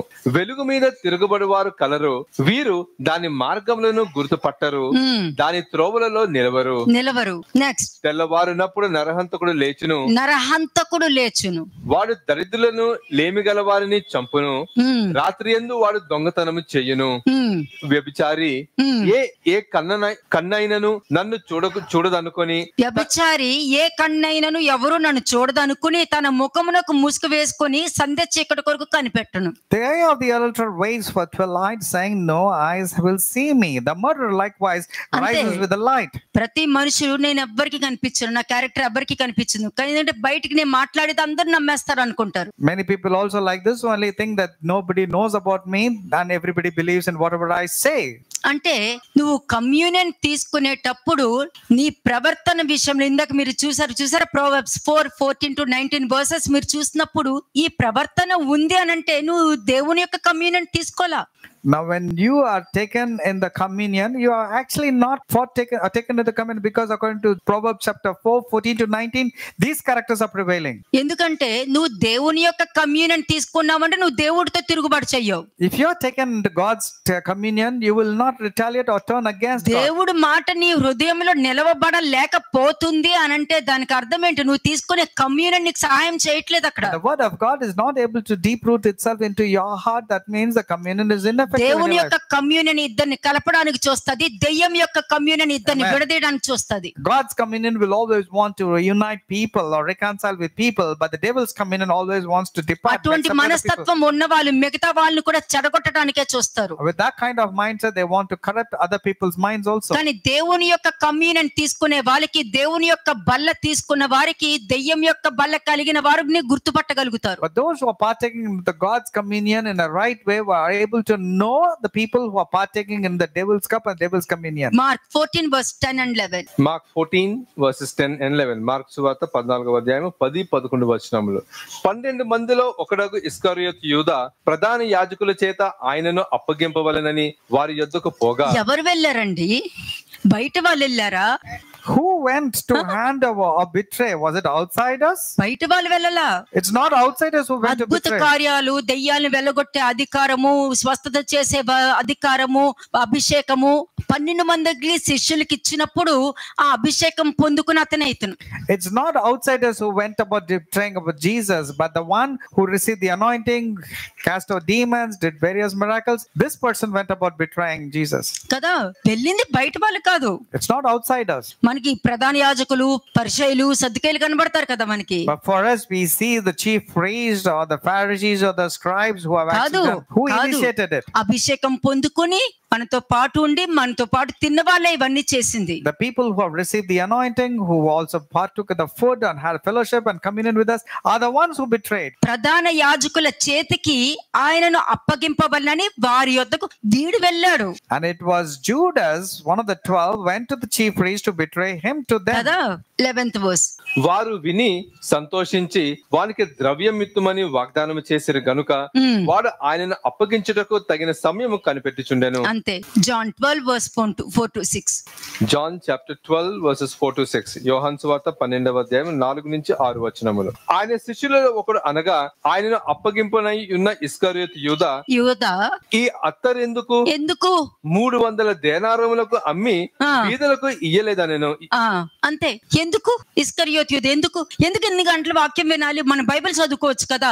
ఇన్ని గంటలు వాక్యం వినడం వల్ల మనకి ఎక్కట్లేదు. మనం బైబిల్ చదువుకోవచ్చు కదా, బైబిల్ చదవలేకపోతున్నాం, అంత టైం వేస్ట్ అయిపోతుంది. Many people will corrupt it, telling, what is the use of hearing the sermon for 3 hours or 2 hours? In that time, let's go and read the word of God. It's been long since we read the word of God, and we'll read the word of God and get blessings. ప్రతి character ని కూడా దేవుని యొక్క communion తీసుకునే వాళ్ళ character నీకు జీవ గ్రంథంలోనే చూపించాను. దెయ్యం యొక్క కమ్యూనియన్ తీసుకునే క్యారెక్టర్ కూడా మీకు ఇందులోనే చూపిస్తున్నాను. లెక్క సరిపోతుంది కదా, లెక్క అప్పచెప్పవలసి ఉంటుందని. I've shown you both the characteristics or both the characters of the people who partake in God's communion, how they conduct, and people who partake in the devil's communion, how they will conduct themselves. కదా, ఏమన్నాడు? ఈ అత్తరెందుకు, ఈ 300 దేనారములు ఆయన కాలు ఎందుకు కడుగుతున్నారు? And he was saying, why was this fragrant oil not sold for 300 ఎందుకు కడుగుతున్నారు? Why are you washing his feet? దేనికి? అది అమ్మి పేదవాళ్ళకి ఇవ్వచ్చు కదా. Why wash his feet? Instead you can give it to the poor. Next verse చూడండి. Verse 6. వాడు ఇలాగు చెప్పునది బీదల మీద శ్రద్ధ కలిగి కాదు గాని వాడు దొంగ అయ్యుండి తన దగ్గర డబ్బు సంచి ఉండినందున అందులో వేయబడినది దొంగిలించుచు వచ్చెను గనుక అలాగు చెప్పెను. అదే, ఎందుకంటే కమ్యూనియన్ తీసుకున్న వెంటనే కమ్యూనియన్ తీసుకున్న వెంటనే మొలకన్న దెయ్యం లోపలికి ఎంటర్ అయింది. మొలక యొక్క పని ఏంటి? దేవుని పిల్లల రక్తాన్ని చిందించడము, వాళ్ళని నాశనం చేయడమే మొలక యొక్క లక్షణము. Yeah, after partaking into the communion, the evil spirit Molech has entered into a few people. And what is the role of the spirit of Molech? It will ensure that God's children will be sacrificed or ఎదుటి slaughtered. వారికి చెప్పేది ఏంటంటే, మన వాక్యం తెలుసు, మనం దేవుడు మనతో కూడా మాట్లాడతారు, అందరితో చిన్నప్పటి నుండి దేవుడు నాతో మాట్లాడటం లేదా, నీతో కూడా దేవుడు మాట్లాడతారు. ఎన్ని గంటలు కూర్చుంటాం మనము? బైబిల్ కూడా చదవచ్చు, ప్రార్థన కూడా చేయొచ్చు కదా. మన కోసమే చెప్తున్నాను. But while preaching, they say, God speaks to me also. Why spend waste of time sitting 3 hours? Instead, let us read the word of God. God speak to you also, not necessarily to one person. I'm talking to you for your convenience, they say. ప్రవక్తలలో ఎవరైనా ఇటువంటి మాటలు పలికిన వాళ్ళు ఉన్నారా? But is there anybody among the prophets who spoke like అపోస్తల this? పౌలు ఈ మాట పలికింది విన్నారా? Did you hear apostles or the prophets saying that don't spend time in hearing the word of God? కదా, కంటిన్యూస్ గా అపోస్తల పౌలు 7 గంటలు వాక్యం చెప్పేవాడు. Do you know Apostle Paul continuously he used to speak the word of God for ఆ nearly 7 7 hours? గంటలు వినడానికి అంతంత దూరం నుండి వచ్చి నుంచునేవారు. People used to come from distances to come and hear to Paul's preaching or the Lord speaking. ఒక్కసారి ఆలోచించండి, మరి ఈ పదాలు ఎక్కడి నుండి వచ్చాయి? So where did this convenient words come from people? నేను చెప్పే ఈ రోజు చెప్పే కమ్యూనియన్ నిజంగా నేను చెప్తున్నా, మీ జీవితాలు ఎలా కావాలో అలా నువ్వు మార్చేసుకోవచ్చు. నేను చెప్తున్నా, Yesterday's sermon and today's sermon, if you listen intently, and then you will understand your life can really turn out to నేను be మళ్ళీ blessed. చెప్తున్నా, నువ్వు అప్పుల నుండి బయటికి రావాలా, ఒక్కసారి దీని మీద దృష్టి పెట్టు చాలు. If you really want to come out of your financial crisis, focus on this. నీకు అన్నిటి నుండి డెలివరెన్స్ కావాలా, నీకు ఈ December 31st వరకు కూడా నీకు టైం ఇస్తాను, డిసిషన్ తీసుకోను. నీ దగ్గరకు వచ్చి ప్రేమగా మాట్లాడతారు, They will come and talk with sweet కానీ words to you. స్వీట్ గా అలా మ్యానిపులేట్ చేసి నీతో పాపం చేయించడానికి చూస్తారు. అది మాత్రం మీరు జాగ్రత్త కలిగి ఉండండి. But don't ఈ get కమ్యూనియన్ లో ఉన్నావంటే ఈజీగా కనిపెడతావు వాళ్ళని. But beware of these people who come and talk to you very sweetly as if they are good, but they are very capable of twisting and manipulating. But if you are partaking in the God's communion, you can easily recognize the other person's character. Mark 14 verse 10 and 11. Mark chapter 14 versus 10 and 11. Mark సువార్త 14వ అధ్యాయము 10-11 వచనములు. 12 మందిలో ఒకడగు ఇస్కరియోతు యూదా ప్రధాన యాజకుల చేతికి ఆయనను అప్పగింపవలెనని వారి యొద్దకు పోగా వారు విని సంతోషించి వానికి ద్రవ్యం ఇత్తుమని వాగ్దానము చేసిరి. కనుక వాడు ఆయనను అప్పగించుటకు తగిన సమయం కనిపెట్టుచుండెను. వాక్యంలో తప్పు కనిపెట్టాలి. They should actually find fault at the word of God. They couldn't find fault. డబ్బు విషయంలో తప్పు కనిపెట్టాలి. They could find fault at the money. They couldn't find దొరకలేదు. They couldn't get. ప్రవర్తనలో తప్పు కనిపెట్టాలి. They should find fault at the character. దొరకలేదు. No, they could not find. దానియేలు కూడా తప్పు కనిపెట్టాలని చూశారు. The governors want to implicate Daniel. దొరకలేదు. No, they could not ఇంకా find. దేని విషయంలో తప్పు కనిపెట్టాలి? So in what way can they find fault? దేని విషయంలో తప్పు కనిపెట్టాలి? దేవుని నియమం విషయంలోనే తప్పు కనిపెట్టాలి. లెక్క సరిపోయిందా? Yeah, they can only find fault at the laws and the traditions and customs. So were they able to find fault? Yes, they could. దీని అంతటికి కారణం చెప్పనా? Shall I tell you the reasons behind it? యేసుకి తన హృదయాన్ని సమర్పించుకోలేదు. దేవుడికి హృదయాన్ని సమర్పించుకోలేనప్పుడు నువ్వు ప్రతి దాన్ని నమ్మేస్తావు. నువ్వు కంటితో చూసిన దాని మీదకి నువ్వు విలువివ్వవు, వినిన దానికి విలువివ్వవు. When your heart is not submitting towards God, you will not give importance to what you see and what you hear. You immediately impulsive and judge నీ others. కంటి ముందు జరుగుతున్న ఆశీర్వాదం గాని, విడుదల గాని, ఆరోగ్యం గాని అది ఏది కూడా లెక్కకు రాదు అందే. ఎందుకంటే నీకు ఆ నెగటివ్ వచ్చేసింది, దానికి నువ్వు importance And ఇచ్చుకుంటావు. since negative has entered into your heart, you don't believe, you don't want to remember all the good things that happen to you. You tend to believe whatever is occurring to you is right. అంటే ఎవరైతే దెయ్యము పాత్రలోనిది పానీయం చేస్తారో వాళ్ళు దేవుణ్ణి హృదయపూర్వకంగా సమర్పించుకోలేదు. కాబట్టి వారి బాప్టిజమే కాదు, వారి ఆత్మ కాదు, వారి ఆశీర్వాదాలు కూడా మొత్తము వేస్టే. Those who accept or drink the cup of the demons cannot be submissive to God. Therefore, their baptism, their speaking in tongues, all of them is ineffective. ఇది వాళ్ళ ఫస్ట్ స్టెప్. ఇది This is the first step. రెండు, యథార్థంగా నమ్మలే. యథార్థంగా నమ్మితే సొంత వాళ్ళు చెప్పినా కూడా అది కన్ఫర్మ్ చేసుకుంటావు And నువ్వు. second thing is they did not have an uprightness in their heart to believe in God, because even if flesh and blood or close people come and tell, they were tending to believe it. But actually a person is not supposed to believe if he is upright in heart. కదా. 3, ఒక మనిషిలాగా నువ్వు treat చేసావు కాబట్టి నీ అభిప్రాయాన్ని మార్చేసుకున్నావు. And third thing is, you saw from a human perspective that the person is flesh and operating in the flesh. That's the reason your opinions also were quickly turned. ఆ 12 మంది శిష్యుల్లో ఒక్క ఇస్కరియోతు యూదాకి మాత్రమే స్వచిత్తం ఉంది కానీ దేవుని చిత్తం లేదు. And among all the 12 disciples, Judas Iscariot wanted to do his own will. He didn't want to do the will of God. దేవుని చిత్తం ఉంటే నువ్వు ఎలా ప్రవర్తిస్తావో నాకు బాగా తెలుసు. If you only know and do the will of God, I know how you would నీ behave. స్వచిత్తము ఉండటం వల్లనే నువ్వు అప్పగించడానికి నీకు నువ్వే వెళ్ళావు. Because you కమ్యూనియన్ తీసుకుని మరి వెళ్ళావు. because you wanted only your will to be accomplished, you wanted to go and betray, and that too, especially after partaking in the communion. Psalms 41:6. Psalms 41:6. కీర్తనలు 41వ అధ్యాయము 6వ వచనము. ఒకడు నన్ను చూడవచ్చిన ఎడల వాడు అబద్ధమాడును, వాని హృదయము పాపమును పోగు చేసుకొనుచున్నది, వాడు బయలు వెళ్లి వీధిలో దాన్ని పలుకుచున్నాడు. నెక్స్ట్. నన్ను ద్వేషించు వారు అందరూ కూడి నా మీద గుసగుసలాడుచున్నారు, నశింపజేయవలనని వారు నాకు కీడు చేయ ఆలోచించుచున్నారు. కుదరని రోగము వానికి సంభవించి ఉన్నది, వాడు ఈ పడక విడిచి తిరిగి లేవడని చెప్పుకొనుచున్నారు. నేను నమ్ముకుని నా విహితుడు నా ఇంట భోజనము చేసినవాడు నన్ను తన్నుటకై తమ మడిమి నెత్తెను, యెహోవా నన్ను కరుణించి లేవనెత్తుము, అప్పుడు నేను వారికి ప్రతీకారము చేసేదను. అంతే. అంటే ప్రతి మనిషి కూడా దేవుడి దగ్గర నాన్న నన్ను ఇలా ద్వేషిస్తున్నారు, నాన్న నా మీద ఇట్లా పలుకుతున్నారని వాళ్ళు గాని ప్రేయర్ చేశారో, వాళ్ళు నిజంగా దేవుడికి భయపడి దేవుడికి ఇష్టంగా జీవించి నాన్న నా మీద ఈ నింద వేశారు నాన్న అన్న మాట పలికారో, వాళ్ళ లైఫ్ మొత్తం అంతే. But the person who is having the fear and reverence of God, who is walking according to his scriptures and is righteous and following all the justice, if he prays and say, Lord, these people are accusing me, they are blaming me, means then the person who is blaming a righteous person will have a tough time. అలాగే John 13:18 ఒకసారి చూడండి. John chapter 13:18. యోహాను సువార్త 13వ అధ్యాయము 18వ వచనము. మిమ్మును అందరిని గురించి నేను చెప్పలేదు, నేను ఏర్పరచుకొనిన వారిని నేను ఎరుగుదును, కానీ నాతో కూడా భోజనము చేయువాడు నాకు విరోధముగా తన మడముని ఎత్తునని అను లేఖనము నెరవేరుటకై ఇలాగ జరుగును.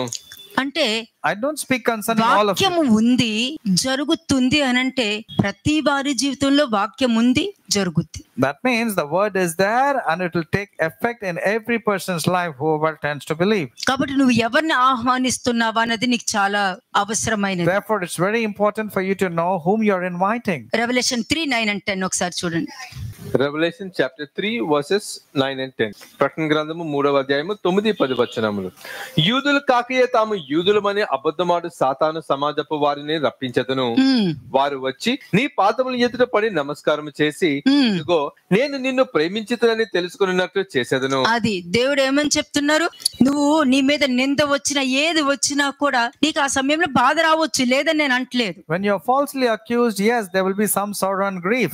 కానీ నువ్వు ప్రతిదీ కూడా న్యాయంగా దేవుడికి ఇష్టంగా దేవుని వాక్యాన్ని బట్టి నువ్వు సరి చూసుకుంటున్నావు అన్నప్పుడు దేవుడు ఏం చేస్తారు? But when you are righteously seeking the God's help and his word and walking in it, ఇక్కడ ఏముంది, యూదులు కాకయే తాము యూదులమను అబద్ధమాడు సాతాను సమాజపు వారిని రప్పించేదను. దేవుడు మాట్లాడుతున్నారు అని చెప్పుకుంటూ దేవుణ్ణి నమ్మకుండా వేరొక వాటిని నమ్ముకొని ఆ సాతాను సమాజపు వారిని నేను రప్పిస్తాను నీ దగ్గరకు అని చెప్తున్నారు. people say that God is speaking to me to tell about you, and these are the people who are false. Indeed, I will make those of the synagogue of Satan who say they are Jews and are not, but lie. This is how they will come to you. కాబట్టి నువ్వు బాధపడక, నేను నిన్ను ప్రేమిస్తున్నట్టు నేను వాళ్ళకి చూపిస్తాను. Therefore you don't have to be afraid. I will clearly show them how much you love me, says the Lord. వాళ్ళు తెలుసుకునేటట్లు నేను చేస్తాను అని అంటున్నారు. I will ensure that they will come to know అందుకే how అన్నారు, much you love. Therefore the Lord said, మీది కాదు నాది అని. that's the reason the Lord said vengeance belongs to కానీ me. నువ్వేమనుకోవాలి? But what should you say? పగ వద్దు ప్రభువా, That you should say, Lord, don't take any వాళ్ళు vengeance. రక్షించబడాలి, వాళ్ళకి బాధ Yes, ఉండకూడదు Lord. But అని rather, నువ్వు అనుకోవాలి. rather you should say, Lord, no vengeance, Lord. వాక్యం రాని నీ దగ్గరికి, Save them. Let the word come to you. పగ నీది కాదు నాది, దేవుడికి చోటీయుడు అని వాక్యం రాని. కానీ నువ్వేమని పలుకోవాలి? ప్రభు వాళ్ళని రక్షించండి, వాళ్ళు కళ్ళు తెరవండి, వాళ్ళు తప్పు చేశారని తెలుసుకుని నీ తట్టు తిరిగేటట్టు చేయని నువ్వు పలుకోవాలి. When the word of God comes to you, vengeance is mine, not yours. because when the Lord says, means you should immediately cry out and say, Lord, don't take any vengeance against them.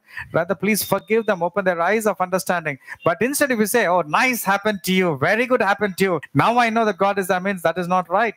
అలాగే Matthew 13:25 చూడండి. Matthew 13:25 మత్తయి సువార్త 13:25 మనుషులు నిద్రించుచుండగా అతని శత్రువు వచ్చి గోధుమల మధ్యను గురుగులు విత్తిపోయెను. అంతే. మరి పుట్టిన ఉంది కదా, సాతాను ఇదివరకే పుట్టించనని లేదు. Now how has the devil had created certain things, the enemy also will come and sow the seed into your minds without your knowledge when you're sleeping. ఇందాక మీరు వాక్యంలో చూసారు కదా, మీరు కదా జాన్ 13:2 ఏముంది? ఇదివరకే సాతాను అతను హృదయంలో విత్తిపోయేను అని ఉంటది. In John chapter 13:2 it clearly says Satan came and sowed into Judah's mind. ఇక్కడ వాక్యం చూడండి, మనుషులు నిద్రించుచుండగా అతని శత్రువు వచ్చి గోధుమల మధ్యలో గురుగులు విత్తిపోయేను. But while that man slept, his enemy came and sowed tares among the wheat and went his way. మరి గురుగులు విత్తిపోయినప్పుడు గోధుమలు మొలవాలి, గురుగుల్ని అనగదొక్కాలి, కానీ గురుగులు మొలుస్తున్నాయి, దేవుడి వాక్యం పక్కకి వెళ్ళిపోతుంది. But when the tares are growing, the wheat should be strong enough to trample the tares. But what's happening? The wheat is getting trampled and the tares are getting prominent. Matthew 10:1. మత్తయి సువార్త 10:1 Matthew 10:1 ఆయన తన 12 మంది శిష్యులను పిలిచి అపవిత్ర ఆత్మలను వెళ్ళగొట్టుటకును ప్రతి విధమైన రోగమును ప్రతి విధమైన వ్యాధిని స్వస్థపరచుటకును వారికి అధికారం ఇచ్చెను. అందులో ఇస్కరియోతు యూదా కూడా ఉన్నాడు. If you take a close look, even Judas Iscariot was there. In verse 4 you can find, and Judas Iscariot, who also betrayed, was there with him. 4వ వచనం. Verse 4 కనానీయుడైన సీమోను ఆయనను అప్పగించిన ఇస్కరియోతు యూదా. అయిపోయింది. అప్పగించిన ఇస్కరియోతు యూదా, ఆయనను అప్పగించిన అంటే టైటిల్ మారిపోయింది. That means even Judas Iscariot was there when the authority was given. So what happened at the end of Judas? He was also called as a betrayer in verse 4. చూడండి, Titus 2:3-5. Titus chapter 2:3-5 తీతుకు రాసిన పత్రిక 2వ అధ్యాయము 3-5 వచనములు. అలాగుననే వృద్ధ స్త్రీలు కొండెకత్తులను మిగుల మద్యపానాసక్తులవై ఉండక ప్రవర్తనయందు భయభక్తులు గలవారై ఉండవలెననియు దేవుని రాజ్యము దూషింపబడుకుంటున్నట్లు దేవుని వాక్యము దూషింపబడుకుంటున్నట్లు యవ్వన స్త్రీలు తమ భర్తలకు లోబడి ఉండి తమ భర్తలను శిశువులను ప్రేమించువారును స్వస్థ బుద్ధి గలవారును పవిత్రులను ఇంటి ఉండి పని చేసుకుని వారును మంచి వారనై ఉండవలనని బుద్ధి చెప్పుచు మంచి ఉపదేశము చేయువారనై ఉండవలనని బోధించుము. ఇది స్త్రీలకు చెప్తున్నారు. This is what is been అంటే ఇద్దరికి వర్తించేదే. This is actually applicable to both. దేవుని నామానికి దూషణ రాకుండా మీరే మీ కుటుంబాన్ని కాపాడుకుంటూ తీసుకురావాలి. See to that the name of the Lord is not blasphemed, so therefore your responsibility is to ensure that you are bringing your family members. కదా, శిశువుల్ని ప్రేమించుతూ స్వస్థ బుద్ధి గలవారును పవిత్రులను ఇంట ఉండి పని చేసుకునే వారునై మంచి వారునై ఉండవలనని బుద్ధి చెప్పుచు అనుంది ఇక్కడ వాక్యం. Here it says the young women ought to love their own husbands, to love their children, to be discreet, chaste, homemakers, good, obedient to their own husbands. అంటే జాబ్ చేయకూడదని కాదు ఇక్కడ. I'm not telling that the women are not supposed to work. నీ ఇంటి వాళ్ళని బాగుగా నువ్వు కనబడుతున్నావు అని అంటే నువ్వు దేవుడి పని చేసుకుంటున్నావు. You are doing God's work when you are able to know the spiritual status of all your family. అప్పుడు నువ్వు మంచి ఉపదేశమే చేస్తావు. Then you will be a good preacher, good teacher also. John 15:16. John chapter 15:16 యోహాను సువార్త 15వ అధ్యాయము 16వ వచనం మీరు నన్ను ఏర్పరచుకొనలేదు, మీరు నా పేరిట తండ్రిని ఏమి అడుగుదరో అది ఆయన మీకు అనుగ్రహించినట్లు మీరు వెళ్లి ఫలించుటకును మీ ఫలములు నిలిచి ఉండుటకును నేను మిమ్మల్ని ఏర్పరచుకొని నియమించితిని.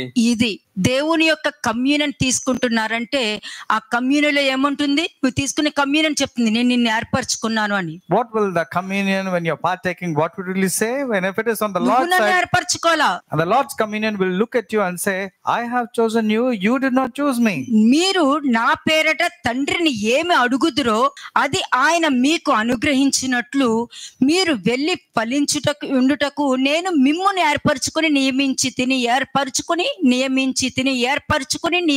తిని. Clearly it says, you did not choose me. That's what the Lord says. But I chose you and appointed you that you should go and bear fruit, and that your fruit should remain, that whatever you ask the Father in my name, he may give you. అంటే మీ ఫలంలో ఏముండాలి? So what should be there in your fruit? దేవుడి చిత్తం ఉండాలి, నీ చిత్తం ఉండకూడదు. దేవుడు ఆలోచన ఉండాలి, నీ ఆలోచన ఉండకూడదు. దేవుడి ప్రవర్తన ఉండాలి, నీ ప్రవర్తన ఉండకూడదు. God's will, God's thoughts and God's ways should be there, not your will, your thoughts and your own ideas. కదా. ఆ కమ్యూనియన్ కి ఇంకొక ఆన్సర్ కూడా చెప్తారు. 19th verse చూడండి. There's another answer when it comes to the communion. Let's see verse 19. 19వ వచనం. మీరు లోక సంబంధులైన ఎడల లోకము తన వారిని స్నేహించును, అయితే మీరు లోక సంబంధులు కారు. నేను మిమ్మల్ని లోకము నుండి ఏర్పరచుకొంటిని, అందుచేతనే లోకము మిమ్మల్ని ద్వేషించి ఉన్నది. అంతే. నువ్వు దేవుడు కమ్యూనియన్ నువ్వు తీసుకున్నావు అనంటే ఈ లోకానికి సంబంధించిన వ్యక్తివి నువ్వు కావు. నీ ఆలోచన విధానం మారుతుంది, నువ్వు ప్రవర్తించే విధానం మారుతుంది. If you belong to God's side and partake the Holy Communion right way, you cannot belong to the world. That means your attitude, your thoughts, everything will change. లోక సంబంధం లోకాన్ని చూస్తది. The worldly people will look at the world. పైన చూసి మాట్లాడుద్ది, పైన చూసి తీర్పులు తీర్చేస్తది. Superficially they will see and hear and pass a judgment. వాక్యంతో సంబంధం లేదు. They don't have anything with the word of God. ఈజీగా వాళ్ళు అబద్ధాలు చెప్పేస్తుంటారు. They're very easy and quick in telling lies. మళ్ళీ దేవుడి వాక్యమే అంటారు. But they will say the word of God. అబద్ధాలు చెప్తారు, దేవుడి వాక్యం అంటారు. అబద్ధాలు చెప్తారు, దేవుడి వాక్యం They అంటారు. will quote scriptures, say the word of God, and at the same time they're good at telling lies also. కాబట్టి లోక సంబంధులు లోకాన్ని స్నేహిస్తారు కాబట్టి వాళ్ళలాగే ప్రవర్తిస్తారు. అంటే ఆ డిఫరెన్స్ ఎలా తెలుస్తుంది? మరి లోకానికి లోకం నుండి ఏర్పరచుకున్నానంటే దానికి అర్థం ఏంటి? If you are of the world would love its own. But how do you know whether a person is belonging to the world or separated from the world? లోకం చెప్పింది మీరు వినరు కాబట్టి అది మిమ్మల్ని ద్వేషిస్తుంది. మీరు రారులేమ్మా, మీరు చెప్పర్లేమ్మా, మీరు వాళ్ళని అడగాలమ్మా, వాళ్ళు ఒప్పుకుంటేనే వస్తారమ్మా అని అంటారు. Because you are not of the world, therefore the world will start hating you, because you said, and they will pass the command telling you will not come because you love only them, you love only the word. దేవుడు ఏర్పరచుకున్న మనుషులు అలాగే ఉంటారు. The people who are ordained by God will be like that. కాబట్టి నువ్వు నన్ను ఏర్పరచుకోలేదు, నేను నిన్ను ఏర్పరచుకుని నియమించుతానని వాక్యం చెప్తుంది. Because Lord in the scriptures as clearly says, you have not chosen and appointed, but it is me who has chosen and called and appointed you. 1 Timothy 3 verse 10. 1 Timothy chapter 3 verse 10. 1 Timothy 3వ అధ్యాయం 10వ వచనం. మరియు వారు మొదట పరీక్షింపబడవలెను, తరువాత వారు అనింద్యులైతే పరిచారకులుగా ఉండవచ్చును. అటువలే పరిచర్య చేయు స్త్రీలను మాన్యులై కొండెములు చెప్పని వారును మితానుభవము గలవారును అన్ని విషయములో నమ్మకమైన వారునై ఉండవలెను. అన్ని విషయాలలో ఇది స్త్రీ కదండి, ఇది క్రీస్తు యొక్క భార్య గురించి చెప్తున్నారు. It's not just mentioned about the woman, it talks about the bride of Lord Jesus Christ. That means every one of us. ఇది బాగుంది కదా అని మీరు తీసుకోవచ్చు, అది ఎంతో జ్ఞానంతో సమానము. And it will be accounted as wise when every woman takes it and say no. మరి ఎందుకన్నారు అన్ని విషయాల్లో? ఎందుకన్నారు? Why does it say in all things? దేవుడు నిన్ను ఏర్పరచుకుని నియమించారు అని అంటే నువ్వు ఆలోచించే దానిలో దేవుడి చిత్తమే ఉంటది. And when you are taking that which is God's will, means only God's ways and thoughts will కదా. ఈ లోకంలో చాలా మంది మనుషులు ఉంటారు, వాళ్ళ చిత్తాలన్నీ చేసుకోవాలని అంటే నీ కుటుంబం మొత్తం నాశనం అయిపోతుంది. There are many people of this world, if you want to accompany to their thoughts, their ideas, your family will be destroyed. So watch out. అంతే. రేపు నువ్వు వెళ్ళి అడిగావు అనుకో, నేనేదో చెప్తా, నువ్వెందుకన్నావు అని అంటారు. If you go and ask them, why did you give me that kind of counsel? అప్పుడు చెప్తారు, then they will simply say, why did you listen to what I said? అప్పుడు అంటారు, ఇప్పుడు నాకు బాగా బుద్ధి వచ్చింది, అన్ని పోగొట్టుకున్నాక నాకు బుద్ధి వచ్చింది. అంటే ఏం చేస్తావు? నీకు వచ్చిన బుద్ధితో నువ్వు ఎవరిని కాపాడుకుంటావు, ఎవరిని రక్షించుకుంటావు. And when after you being punished, you should not realize and say, oh, now I came to my senses. At that time, whom are you going to save and whom are you going to help? పరిచర్య చేయి స్త్రీలోనంటే ఏదో దేవుడి పనులు బయటకు వెళ్ళి చేసే పాస్టర్ల గురించి, పాస్టర్ల భార్యల గురించి చెప్పట్లేదండి. It's not talking about the pastors or the pastors' wives who go about and telling about the word of God. దేవుడు నిన్ను ఏర్పరచుకుని నియమించారంటే నీ కుటుంబంలో నువ్వు పరిచర్య చేయాలి. When God has chosen you and appointed you, you should serve your family. ఏముంది? మాన్యులై కొండములు చెప్పని వారును మితానుభావము కలవారును అన్ని విషయములలో నమ్మకమైన వారినై ఉండవలెను. అబద్ధానికి కాదు, సత్యానికి. Likewise, the wives must be reverent, not slanderers, temperate, faithful in all things. That means they're not supposed to believe in any gossip at all.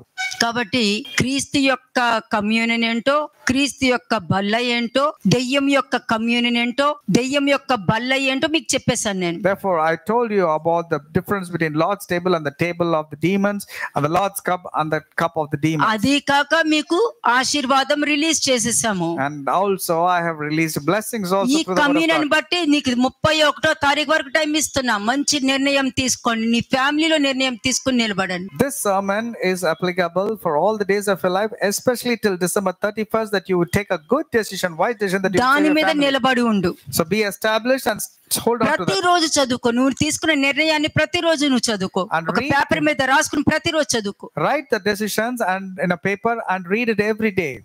అప్పుడు నువ్వు ఎవరి కమ్యూనియన్ తీసుకుంటున్నావు, ఎవరి పక్షమున ఉన్నావు, ఎవరు నిన్ను ఆశీర్వదించారో నువ్వు గుర్తించగలిగి దిన అభివృద్ధి ఎలా ఉంటుందో నువ్వు నీ కంటితో నువ్వు చూడగలుగుతావు. Then you will know the blessings and the blessings that keeps on progressing every day in your life. You will able to see. Shalom అలైకుం.